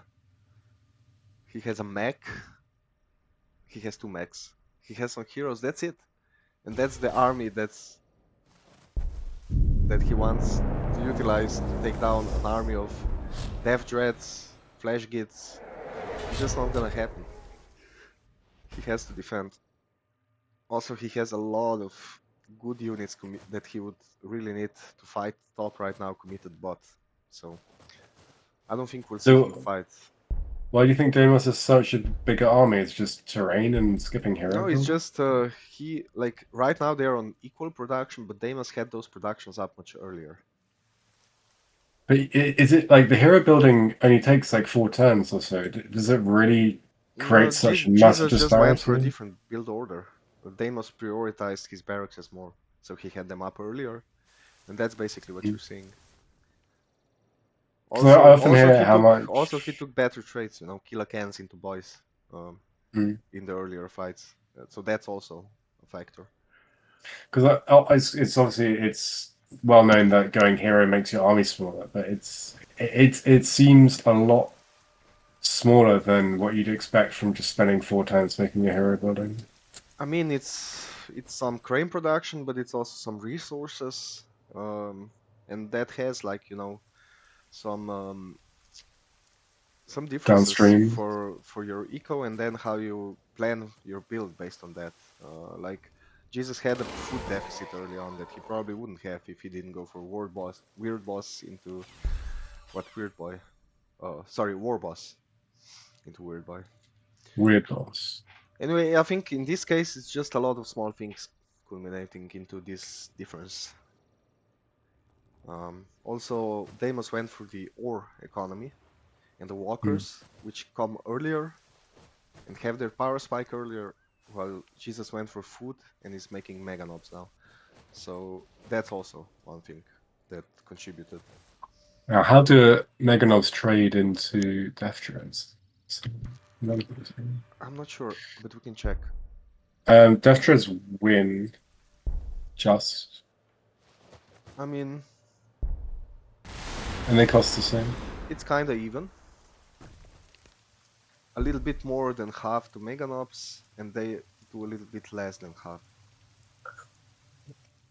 But yeah, it does seem a little bit more favorable for Death Dreads. Okay, Deimos going deep. Oh yeah. That was not the reaction I wanted to hear. Yeah, girl. Go deep into that orc. I mean, it's only as filthy as you make it. I'm a Drakari player, man. I don't know what to tell you. I mean, it's a made-up race of space elves that feed on, It's literally not feed on made up. suffering. It's not made up. It's real. I wouldn't go too It's real far to with me. identifying with them personally. Drakari would. That doesn't even make sense. It doesn't have to.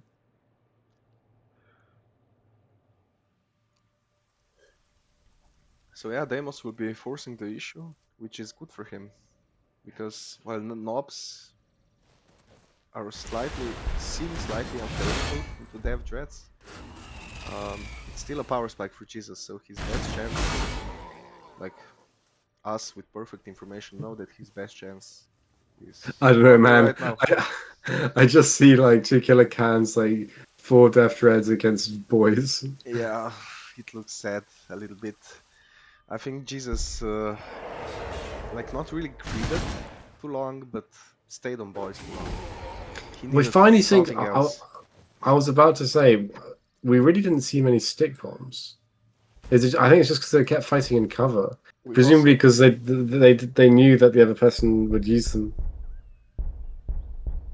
I think it's to do with the cover, because their normal attack is melee and it ignores cover, so in cover I think the grenades are often actually do less damage than the right click.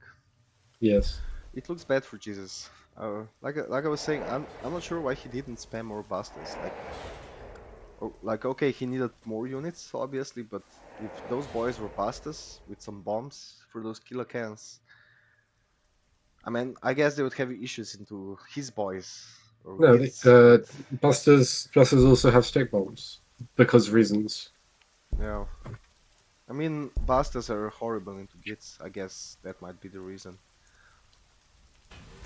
But boys are not really good either. And yeah, still a lot of army bot. Death Dread, some knobs, some boys. He really wanted that to be top. So that was probably part of why Deimos elected to push in now. He probably knew that, okay, I lost the bot, but that means he committed a lot of juicy units there. So I can fight only a part of his army top if I go in right now. The War of a Million Tracks. I mean, that's a pretty basic trick, isn't it? Like make him overcommit on one part and then push on the other. Sneaky Orc. You know the purple is the color of the stealth orcs. They paint themselves purple because they believe it makes them invisible, and so they become invisible. And Deimos always plays in purple, so he's a commando orc. I mean, he always has this color, even when not playing Orcs, so you might be looking a little bit too deep, but it's a fun idea. I wonder if they'll play more, or if this is all they're I'm gonna I'm play. I'm not commenting the next one. Oh, sad. I'm unless it's a really spicy matchup because I'm very. Gladius I'm just gonna. commentating really needs more than one guy because you need some banter to fill Oh, you think the I'm space. funny? I mean, You think I'm a funny guy? You think I'm a funny guy? Yeah. I'm not gonna react to this obvious compliment fishing. Oh, who's the fisher now? Hmm? The Well, tables have turned. you are. I'm referencing how you were doing it earlier. Yes. I think we both have gratuitously underslept. Oh no, Yeah, that sucks. painful. I mean, Deimos does not have infinite units, but I think he has enough to take down most of what Jesus has there. He needs the buster. Like, okay, He kind of has to use the buster. I mean, is it worth? Can you just leave it hanging? I think he wanted to use it on the killer can, maybe. I know, but like, is it worth it to kill confirm the mech just for the repairs? I Because mean, he sometimes has it's to if nice he wants to to. continue. He doesn't have a lot of units. It's probably best to just finish with the buster, yeah, at this point. I mean, is it so bad to leave it on one model? I mean, it's different because it's a repair unit, but in general, it's a useless unit that is costing upkeep, It's right? always good to finish units, yeah, because it does come back in 10 turns. Um, and also, if he wanted to go for that killer can, he would want that tile free, probably. But yeah, it's always good to kill confirm. Units that you don't kill are units that come back later. The more you know. Yeah, it's amazing. Knowledge is so good. Knowledge is power. Power is power. Amazing fuck. So is a giant orc gun. Giant organ is power. Objective facts. Does look like Jesus's line will collapse.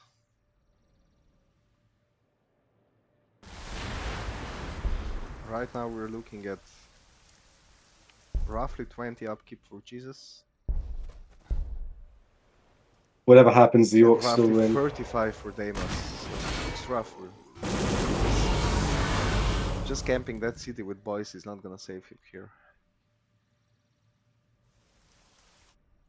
Like, I know I'm being awfully deterministic about the situation, but you know, fighting with a smaller army of boys into higher quality units. By orc standards, high quality. I mean, Gits are pretty good unit. They do get countered by some stuff like flamers pretty easily, but they're a fairly good unit, especially when you get the ammo runs. Pathfinder's one tap, which is very funny. Pathfinders one tap a lot of stuff. Mm. Like, Gits are just super vulnerable to blast. They do get blast when overcharged, right? Yes. Is something vulnerable to blast just because it's high HP? High HP and 5 model, yeah. I'm not 100% how it works. That's not my. But like, isn't everything with multi-model vulnerable to blast? It is. But it probably blast probably scales with damage to, I don't know. Well, actually. a lot of blast weapons are high damage, right, and low accuracy. So they're less. I just play the game. I see a Vindicator. I click it on a unit. It dies. It dies. It seems to work for me. Yeah, like I don't know the maths. I just know when the health bar go down when I right click, and then I'm like, yes, this is the units to make the health bar go down. Yes. I don't know why. I don't care why. This unit makes the health bar go down more effectively in this situation. The graph go up. I don't think you need to. No. I don't think knowing the mechanics in depth helps you a lot in terms of gameplay. It does help sometimes, but not a lot. It saves you from like some small mistakes sometimes. Can you kill this Death Dread? I think you can. You'd have to use the mech though. It's okay, he's got 2. You can save 1 for repairs, right? I mean, he can kill some stuff, but there's more stuff behind. Like, yeah, why bother killing stuff when they just have more? Yeah, just GG. No. Just surrender every time you see an enemy. No, but I do think it looks really, really bad for Jesus right now. That's why I'm being like this. I think that city is going to go down no matter what he does. The question is only, is he gonna try to continue? And I don't think there's a lot of point at this stage. He just got outproduced too much, and he also Deimos caught him with part of his army bottom when he really, really needed to have everything together to try and fight Deimos's main force. So I just think this game is, honestly, I think this game is too far gone. I don't think it's Jova. I can't think of anything Jesus can do to salvage this at this point. Squiggoth. Like, yeah.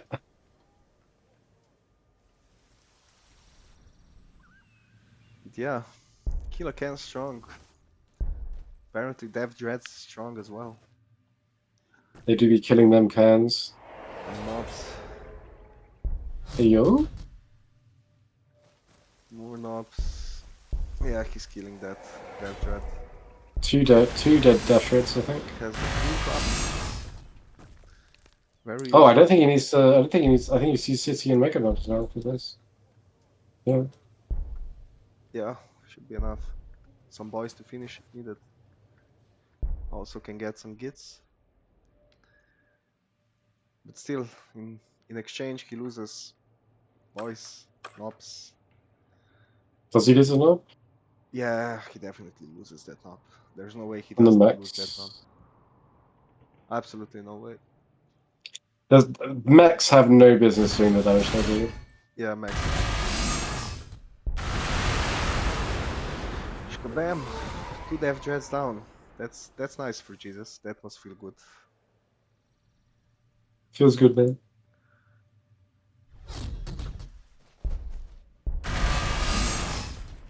Jesus is still kicking, trying to prove me wrong, trying to make me look bad as usual. Oh, spiting you. Now, can Jesus match the production? Is the question. I mean, it all depends how good Deimos' turn is now. If Deimos manages to do some good efficient trades, I mean, Jesus will be left with almost zero functional army. But it gets a little bit tricky. It's pretty easy to kill those two, but how is he gonna kill those knobs, for example? But those should be a pretty relatively easy kill as well. Let's see. I didn't actually check how the beats do. Not amazing. I mean, they do morale. Yeah, I know. But yeah, with the boys in the max, it should be doable without too much of a hassle to restore that morale. So yeah, I think Jesus will be left with what he has here and these units at the end of the turn.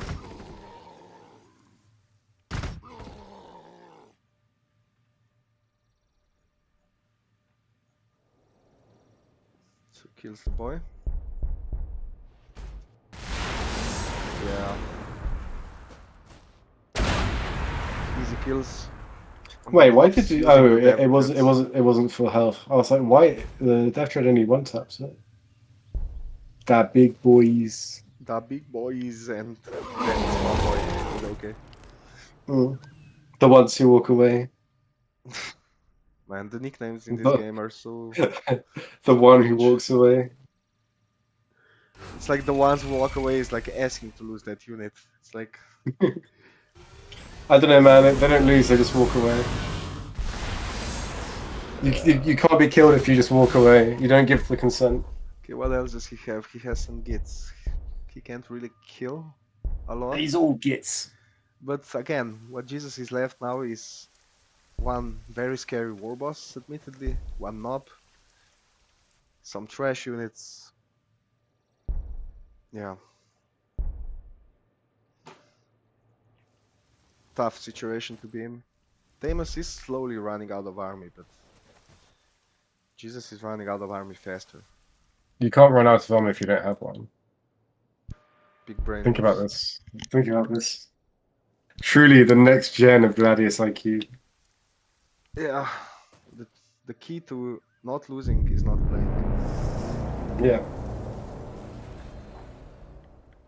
It's like losing your virginity. You never lose. Don't pretend like you lost your virginity. Ask your dad.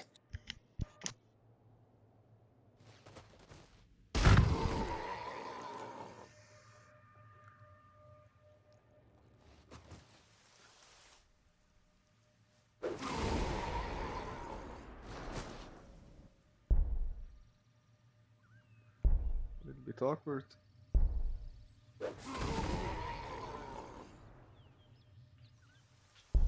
But yeah, what can Jesus actually kill here? He can finish off some gits, I guess. He can kill maybe the Death Dread if he commits. Can he reach? No, he can't. Looks tough. He would need some juicy kills to keep kicking this turn, I think. I mean, he would have to expose War Boss. Yes, that's the issue. Like at this point, when you start running out of army, even your combat heroes start to become vulnerable to getting mashed over multiple turns. I mean, was this weird boy worth it?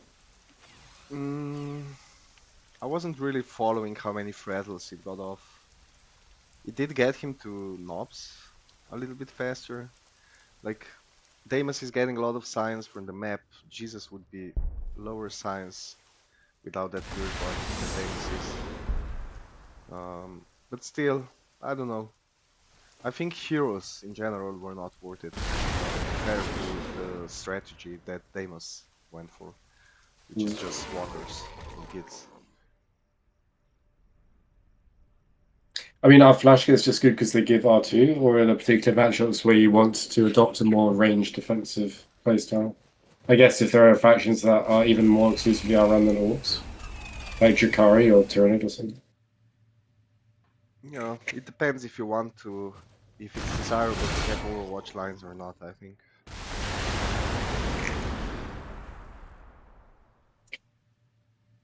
Yeah, I mean, if you're facing Witches or like Raveners or something, or Guardians. The Burner Boys also do the trick, so. Sorry, I'm just on my phone. One sec. He's on his phone.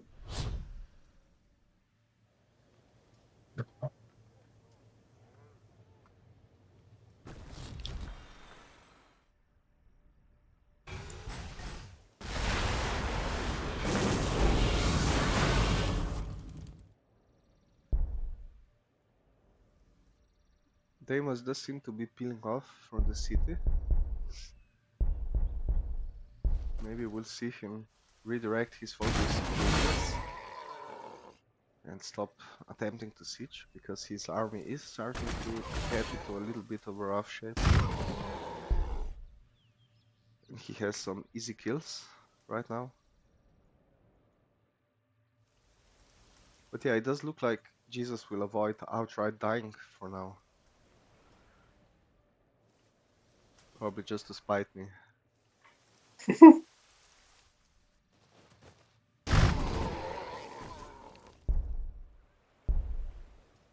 Deimos also pumping Meganops of his own now. I guess one thing Meganops have going for them is they're more mobile. And Yeah, because Dasher dev doesn't get here we go. and they also perform better against stuff like boys, because they do have higher armor. But Deimos is making Meganops now. Yeah. Meganops almost one-shot each other, but don't actually... Oh, no, never mind. Deimos had doing all this on 2 food buildings. Yeah, Orks. He has a lot of map as well. He's getting like 23 food from the map, from features. Or rather from the map and the food bonuses. And a lot of his upkeep is in ore anyway. Well, not as much as it used to, but... I'll be right back. Sure.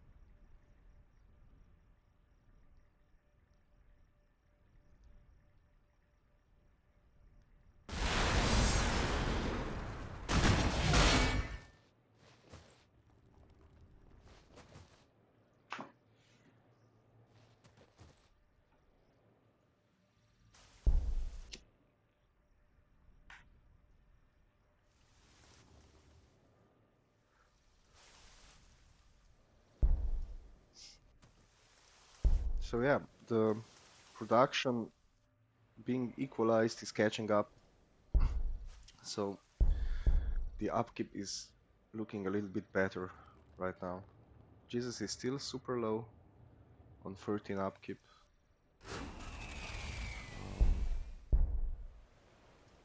Well, Jesus is on 30. But as has been noted, those heroes are what is equalizing the upkeep difference, with the war boss taking basically a dev dread per turn down. So as long as Jesus minimizes the front, meaning the tiles that can actually be used to fight his army,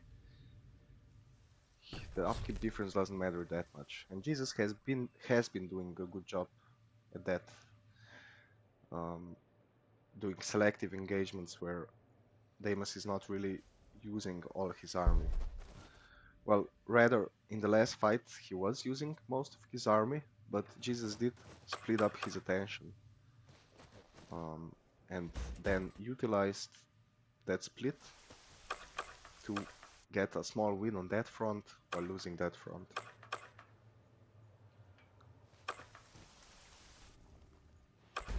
God damn it. Unpinging can be such a pain in the ass sometimes when the camera moves. We can probably turn this off now.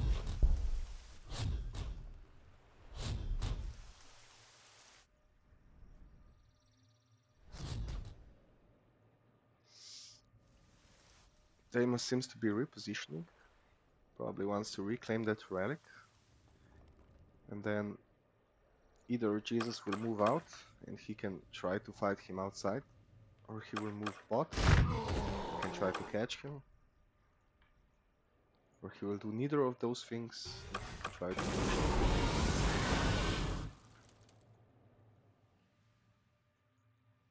Or even if he does move, he can still try to push into the main.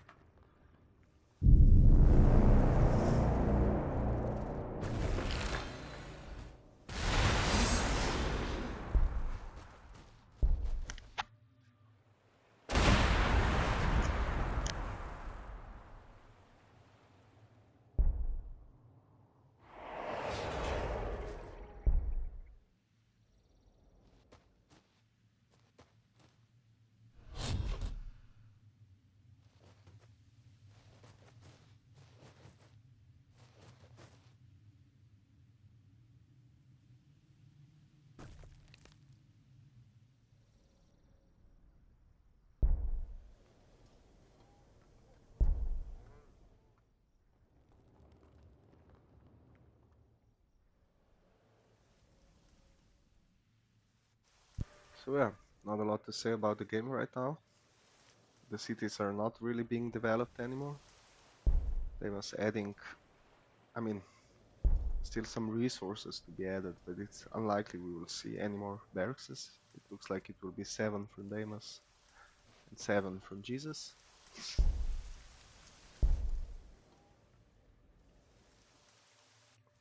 So it's all down to the tactics now.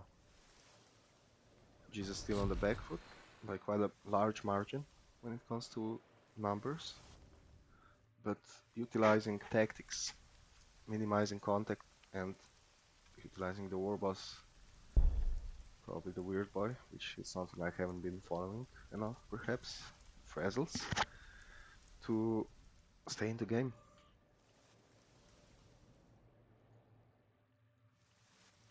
Right now, the players are having a little bit of a breather, repositioning, trying to outmaneuver each other on the map, trying to get new angles. No GG still? Oh my god. Sorry? No GG yet? No, Jesus still holding on. It's going to be Deimos, another 100-turn Thentox special. well, probably not, but Deimos lost a bit too much of his local army to continue pushing into that city. The result was unsure and it was a risk he didn't need to take. He can just regroup, take map control back, try some different angle, as I was explaining previously.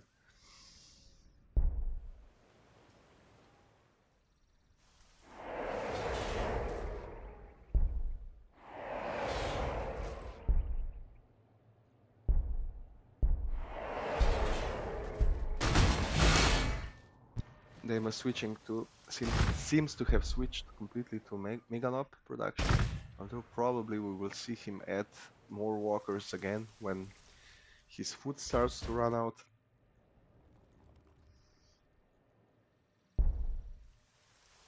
I guess Meganops are just better into Jesus's composition mode. Well, how do they do against each other again? 12 damage. It's only turned 60 and Deimos has yet to build a single power building. Crazy. Yeah, that's the... I mean, he has basically the whole map, just look at the minimap. Jesus is slaving on like 6, 7, 8 outposts, something like that. And Deimos is like drowning in them. He has like 20. And yeah, some I mean, pipes, some he's only got shards. 9 power from outposts, and he's running like 7 racks.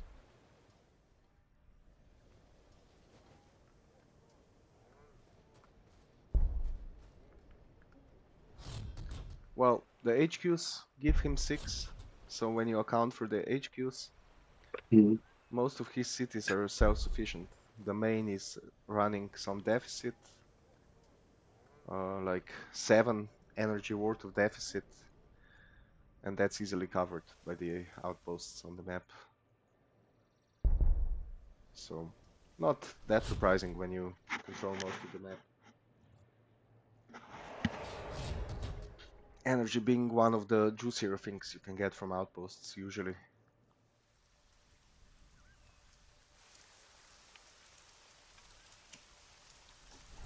Like, you're never sad to see some pipes, I think.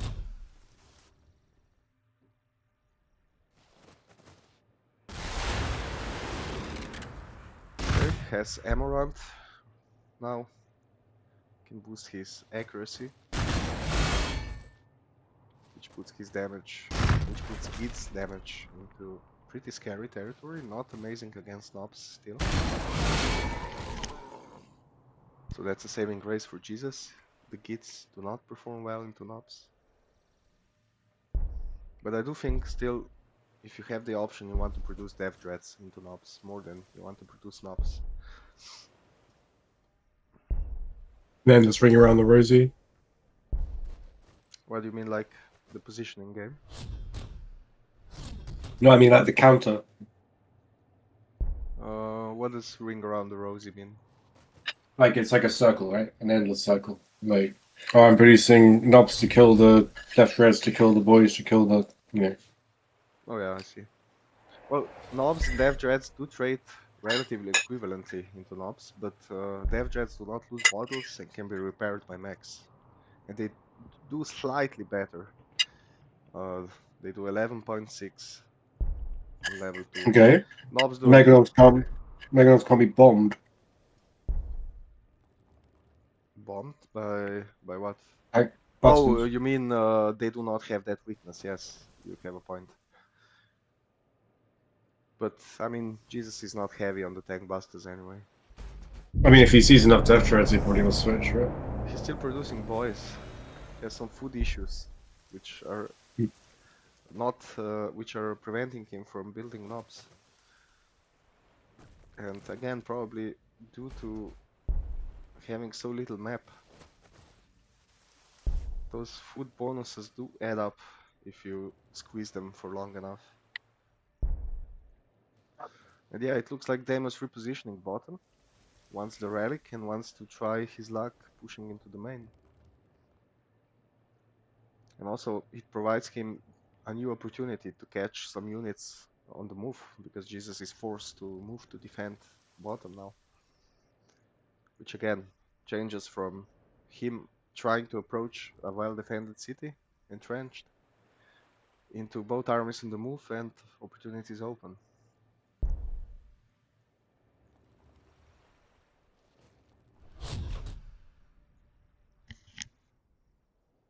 Say something, Thentox. No. Useless.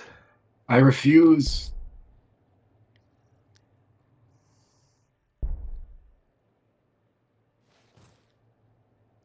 Man, commentating, if you want to do it properly, is a job. Like, Yeah, yeah, it's great. I'm thinking if I want to pull some anecdotes and shit out of my ass just to fill the silence, and I'm like, nah. You can't have endless content over the course of like 2 hours. It's impossible. Yeah, you can, but you could, you could prepare for it, get some talking points, blah blah blah. But like I said, that starts to become work. We don't do that here. We don't do work. No, We don't do that. we don't do that here.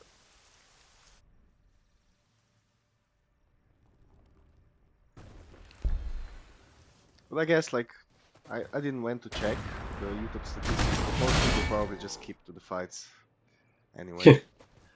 The fabled timestamps. Yeah, I do think the commentary is a nice addition, but most people still probably are most interested in the fights. So basically we should save our talking points for these moments.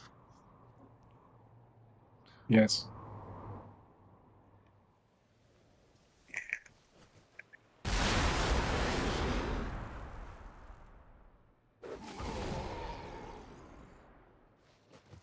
So yeah, Deimos finding some opportunities to pick off some units, which is the aforementioned opportunities that I was mentioning earlier.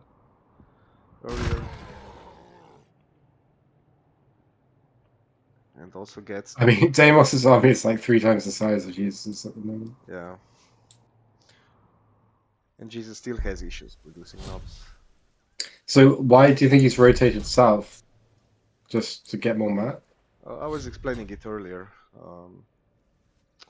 Reclaims Relic, gets more map, forces a move from Jesus, gives him opportunities to skirmish. Maybe it's a better approach to siege, you know. It's always good to try different angles and create movement on the map that you can exploit.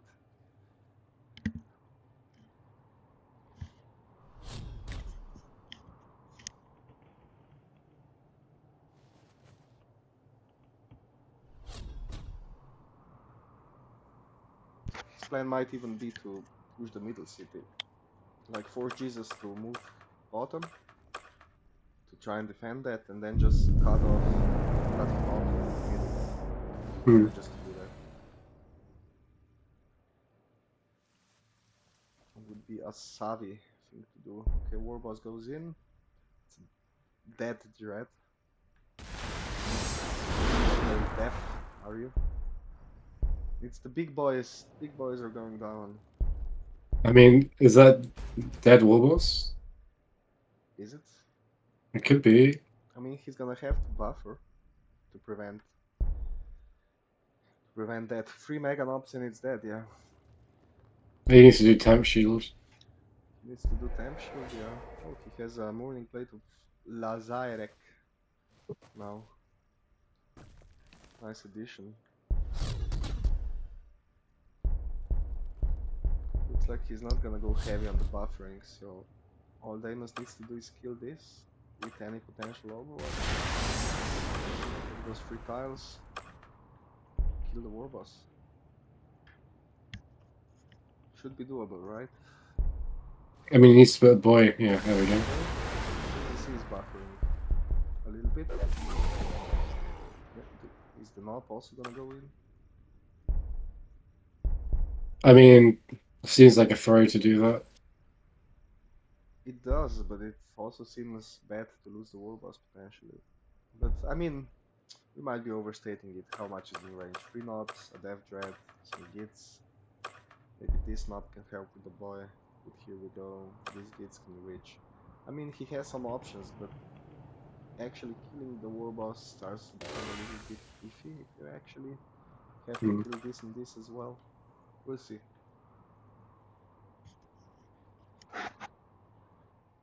Let them do the work. And we'll just judge. Sipping our wine from the sidelines. Are you sipping wine? No, I wish. I'm sipping coffee still.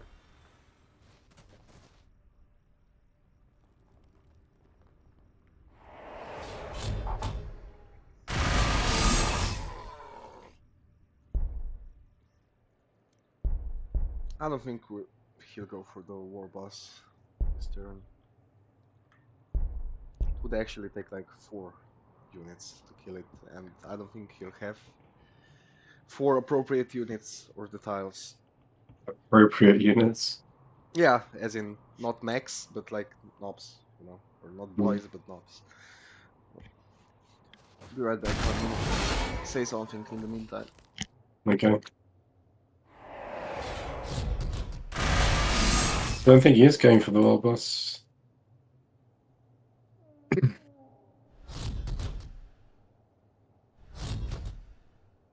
Yeah, like, why would he need to, I guess? He can just kill other stuff.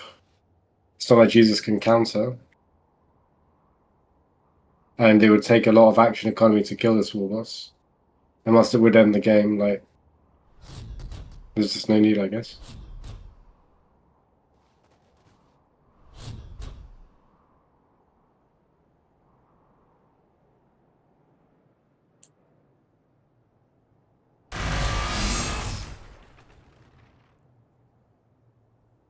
Because you can do some damage on this war boss with this Death Shroud.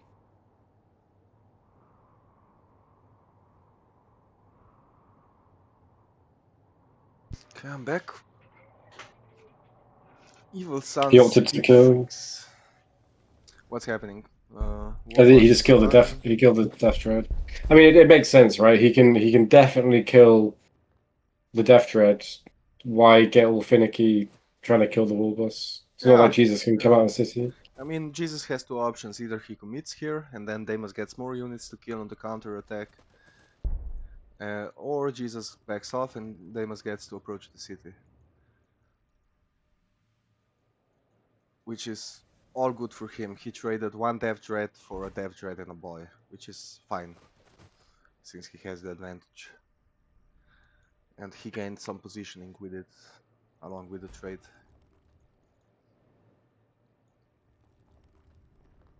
But yeah, if I was him, I would probably try to take this forest, honestly. Instead of outright pushing into this main. Why?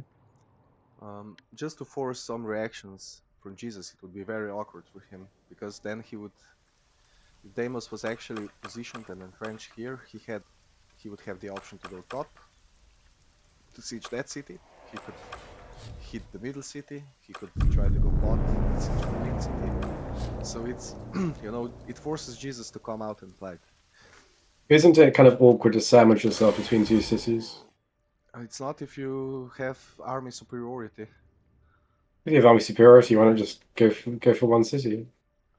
Because you can just bait the army outside and kill it by getting a position that threatens multiple cities.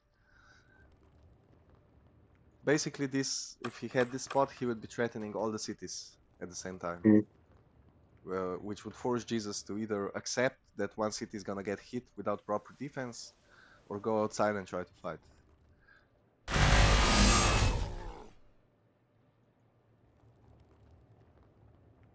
So often it's a lot better to position and look for opportunities than it is to straight up attack into a city. Because, like, okay, we have perfect info. We know that Jesus is severely running out of units, but Deimos doesn't know that for sure. You know, from his perspective, let's play it safe. Why push I mean, to a he city could if I can kill. keep taking positions and favorable trades? Do you think it's worth to sack these boys for this Meganon? No. Jesus is in a rough spot from his perspective. He doesn't really want to fight, but he doesn't want to yield map control completely, so he's trying to utilize that war boss to achieve that. It's basically what's keeping him inside the game at this point. Resorting to making some death dreads to help with his food, to help his food accumulate so he can produce knobs again, because he was forced to produce boys for multiple turns, which is obviously very bad at this point. Boys kinda suck right now. Like, look at that. Useful unit. I guess it fertilizes the ground and provides fungus for more useful units to heal on. Exactly.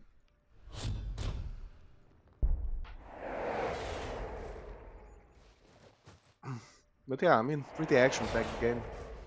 A little bit one-sided in the sense Deimos has been the aggressor basically the whole game. But I think I haven't really been following that much what Jesus' build has been. But I get the feeling that Deimos' build was just better as far as pushing out units early on. I mean, they're similar. It's just that Jesus had to build food earlier, which is the problem. Yeah. And Deimos started volcanic and could just had enough ore to just do kilocans, which made him accumulate a lot of food. He is, you know, in a similar food situation now, but he also has 33 food upkeep as opposed to Jesus's 7.6, you know. And I think it's just, you know, small differences in the build and small things that happen in the game that led to this game state. Warboss was very good, but it didn't win him the game. It just prevented him from losing.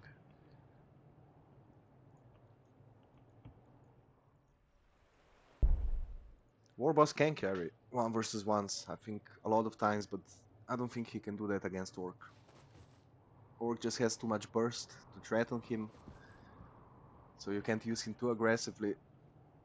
And Ork also has big numbers, so one Warboss just isn't gonna do enough damage to carry.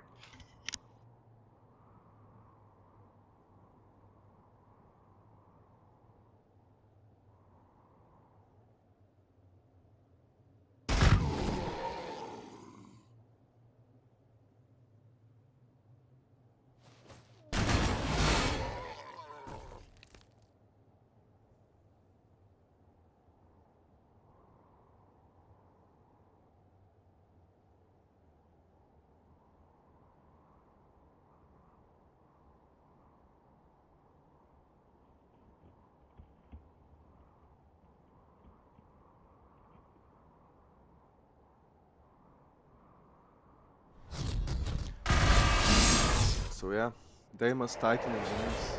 Looks like he will be threatening the main city directly. Can he kill? Oh, he can kill this. Oh, he's got armor on. And Jesus just cannot afford to take trades. He does not have the numbers. Warboss is basically his crutch.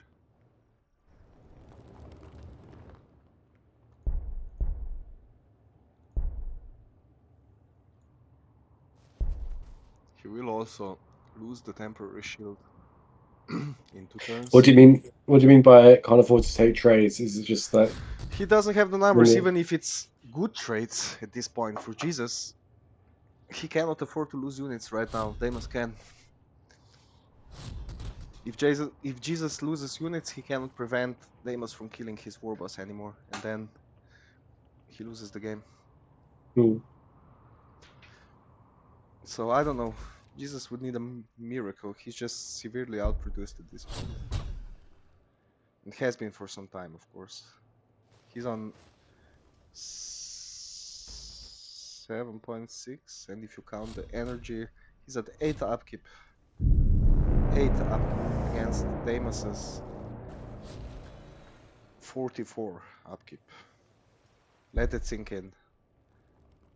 That's 5.5 times more than Jesus has.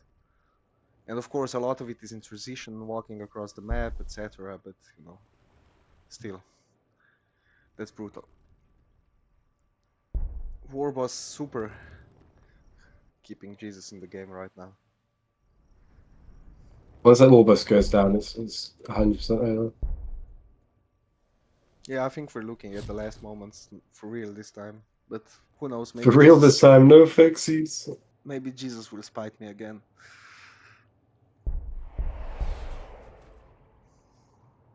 But yeah, I mean, what does he do? If he goes outside, sure, he can kill a couple of units, but then he loses those units. And then, what does he defend the city with? And if he's in the city, he doesn't really have much Overwatch, so he Nah, gets alphaed. he's just gonna get walked into and chipped down, if that's the case. It's just tough. Outworked. Let's see some Frazzle action. Goddamn OP ability. Get frazzled. Get frazzled, bitch.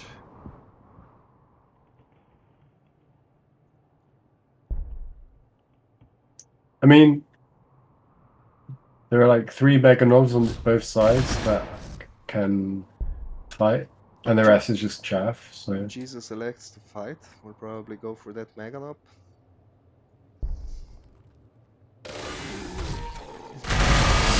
Look at that. Oh, it does so much. Range free, 1 turn cooldown, 13 damage to Mega Knob. Are you Hammer, serious? Are you fucking Hammerhead's gonna need. serious? It's a 20 foot, 20 energy, 80 influence cost unit. And he does fucking. How much was it? 13 damage to Mega Knob. At range free, every fucking turn. Come on. You can't be serious. How is that balanced? Tal could only dream of such And it range also gives him firepower. fucking science. It gives him 8 science. That's like having a scroll, an inbuilt scroll, even better. Fucking OP. Goddamn orcs, man. You can never nerf them enough. Need to remove them from the game instead. Fucking burn them with fire. No, I mean, orcs are much more balanced now that we nerfed the Orgain and some other changes, but still, it's such a strong faction.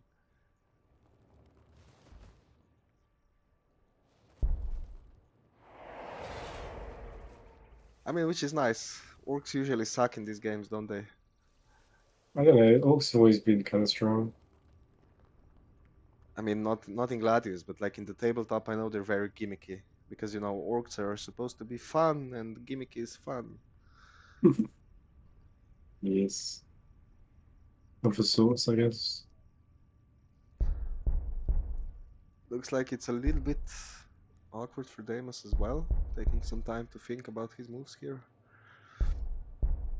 But I mean, at this point, he can just group up some knobs and go for some other city, and just keep the main contained if he wanted to.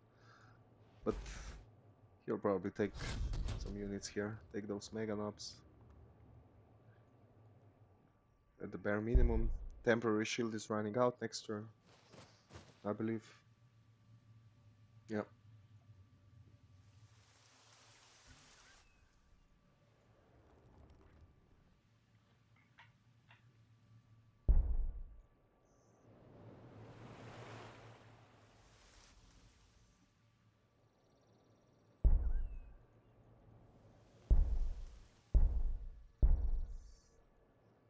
And yeah, we're basically waiting for Jesus to accept reality. He's Delulu. No, it's fine.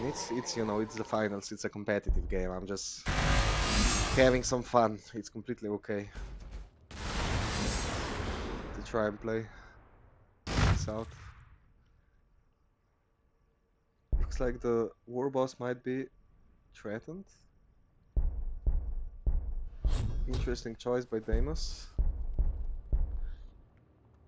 I guess we might still see him go for those mega knobs. He could do it if he used the gits, the mechs. Yeah. And now the war boss will either have to go into the open without temporary shield, or he will have to sacrifice his pain boy to kill him. But even then, he's just prolonging the inevitable heroic death of the war boss. At least he will go down the way he would want to, crumping heads.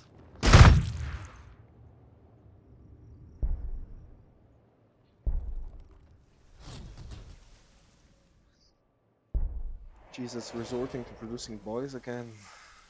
He just doesn't have the eco, man. Looking at the impact of those relics and those outposts on Deimos' side, getting by with much less food, with much more army.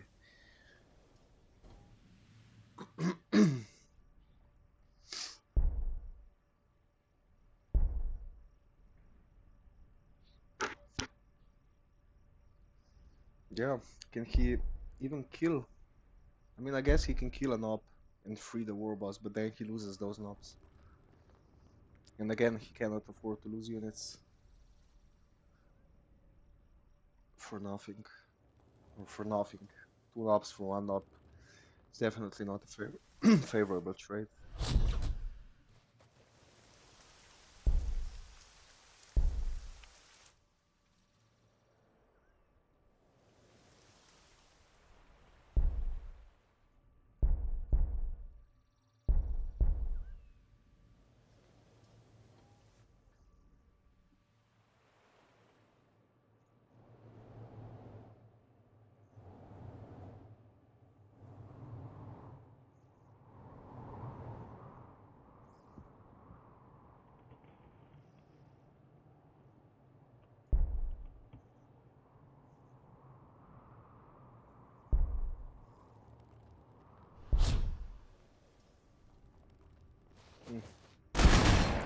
He's gonna go for those lamps, I guess.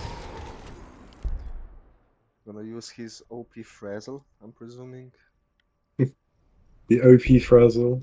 I mean, come on, 13 to Mega Knob. That's just not right. For an ability you can spam from range 3.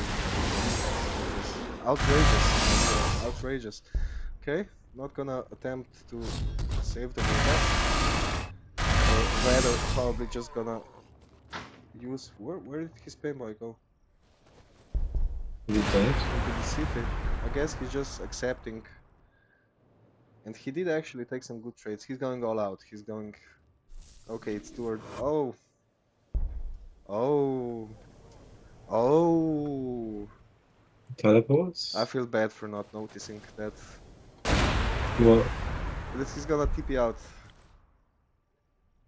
That was pretty good for him. But it does open him up to just Deimos fucking off to another city now. I suppose. But yeah, those were some really good moves. Why didn't he use the Pain Boy to... I guess he couldn't plan for that, to kill the Warboss this turn. But yeah, that was a nice move. Well done, Jesus.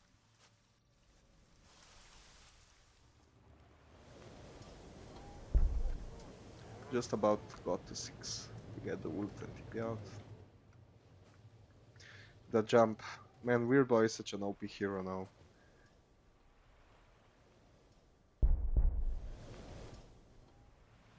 Not that I don't...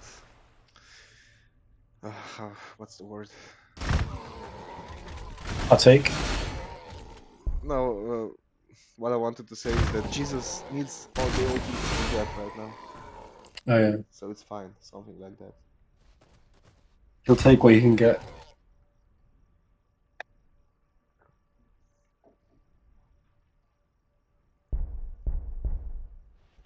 But yeah, Deimos will just fuck off to another city now, I suppose.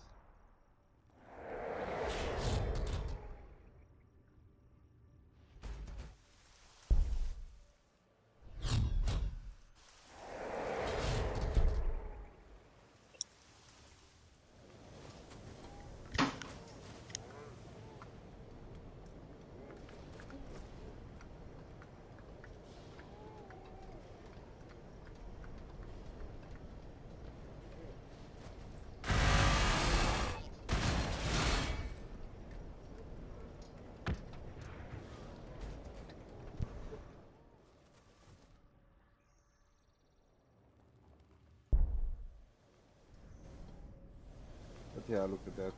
3 turns to produce a new knob. Getting a Death Dread next turn, but a knob in 2 turns. But yeah, he did manage to spite me again. He's very good at that.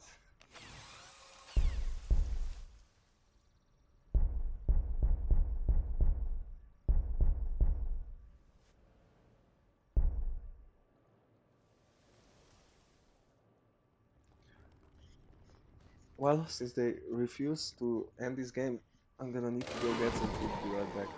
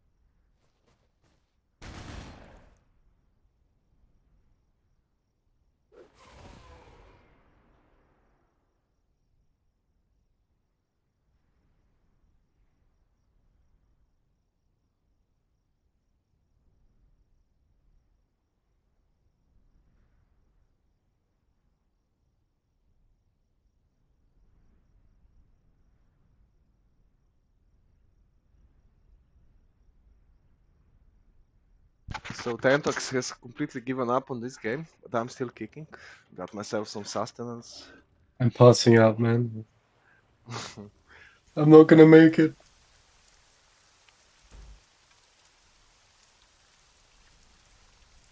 It was a miracle I even made it in the first place. What's the story again? Hmm?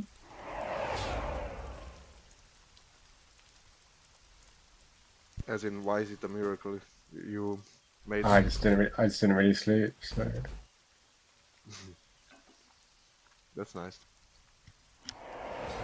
You should take better care of yourself, man. already I didn't know that. Well, it does seem that way. It's just the ADHD, man. Don't know what to tell you.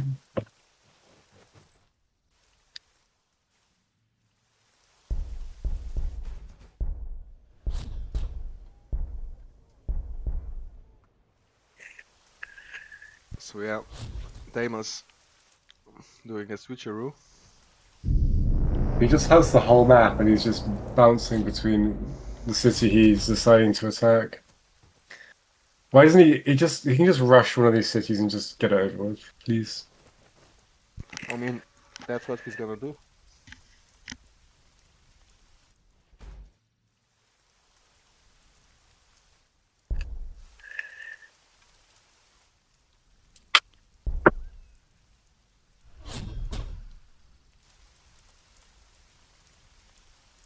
Will be very awkward for Jesus if Deimos decides to turn on the middle city and finds all those units.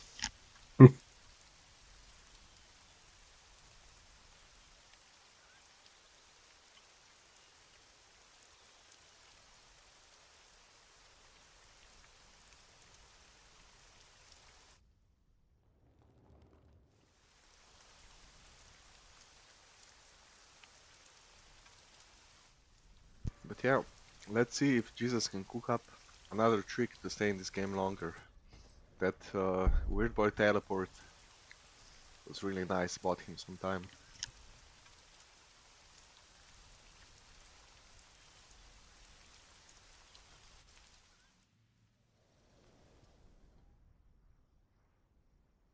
Deimos adding more barracks now.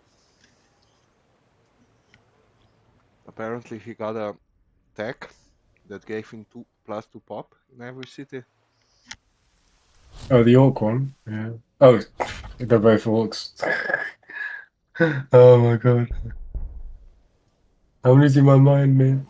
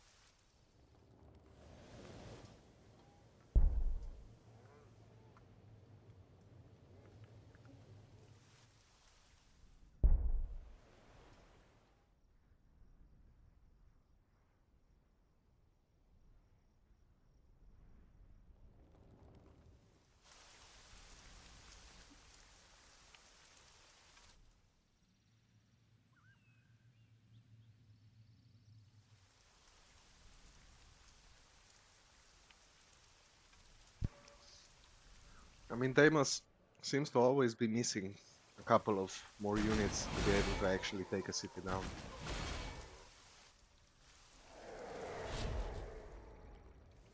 And it's just the defender's advantage at play here.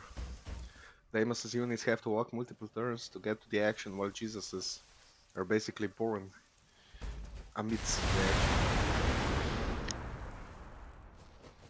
Deimos goes in for the upper city.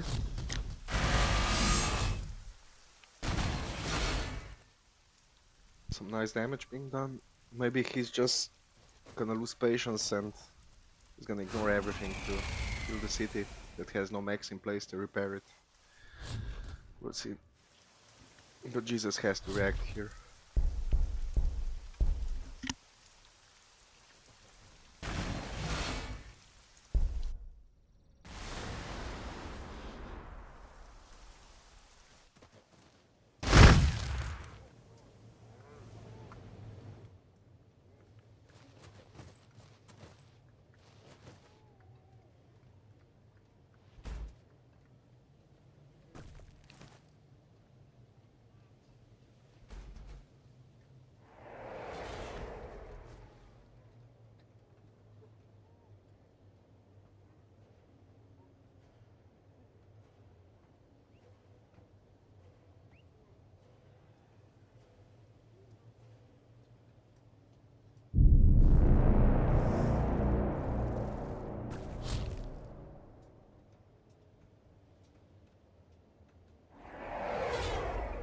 Here we go, boys.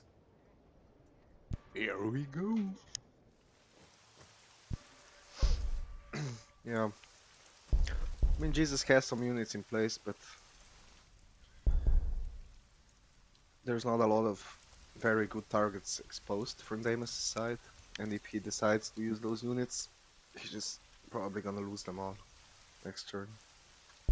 Since, yeah, again, Deimos didn't give him anything too tasty to chew on. So And that just relies on the fact. Sorry? I just relies on the fact that he didn't have any units defending the city.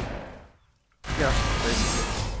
Calculated guess that, okay, his army is bought, the numbers check out, he probably doesn't have almost anything top. I mean, just common sense. Fucking frazzle, man.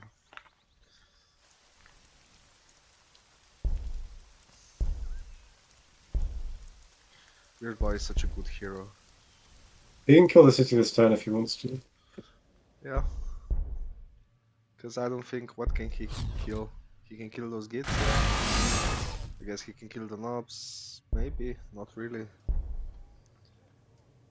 And yeah, he's gonna lose those in return pretty easily. Might lose that Dev Dread, might lose those knobs. But definitely losing those, and then it's just a decision. Does he want to kill more units or does he want to focus down the city? It does look like the beginning of the end this time. You say this every 5 times. Yeah, but third time is the charm.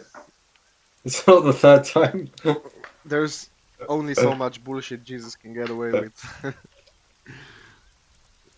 No, but I think Jesus played a very good defensive game, all things considered. I think his build just didn't work out that well for him. It's just that I think it was because he had to build. I honestly think it's just he had to build food early. Yeah, I think. And everything just snowballed from there. It is crazy how like a build order change of like 1 or 2 buildings can completely decide a game. Like, yeah, for sure. 50 turns long.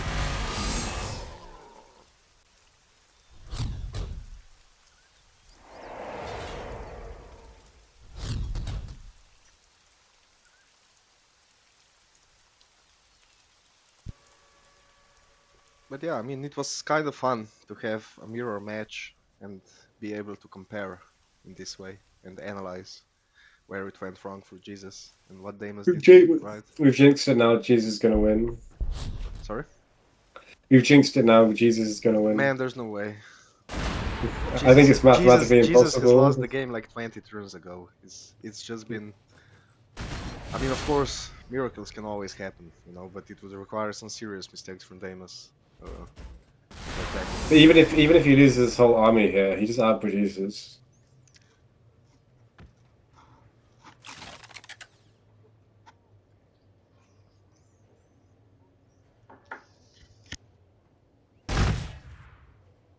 Oh my god. Yeah, that's half a Dev Dread with ammo runs. Flash kits are a good Especially.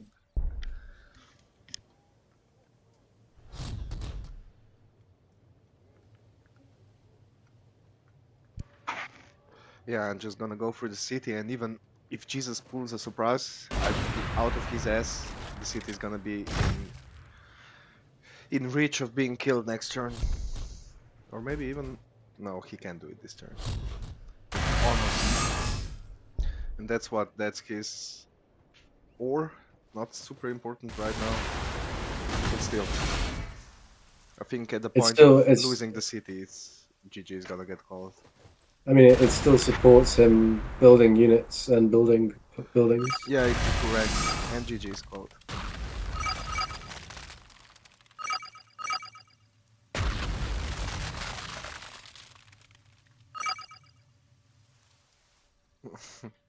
Well said, well said.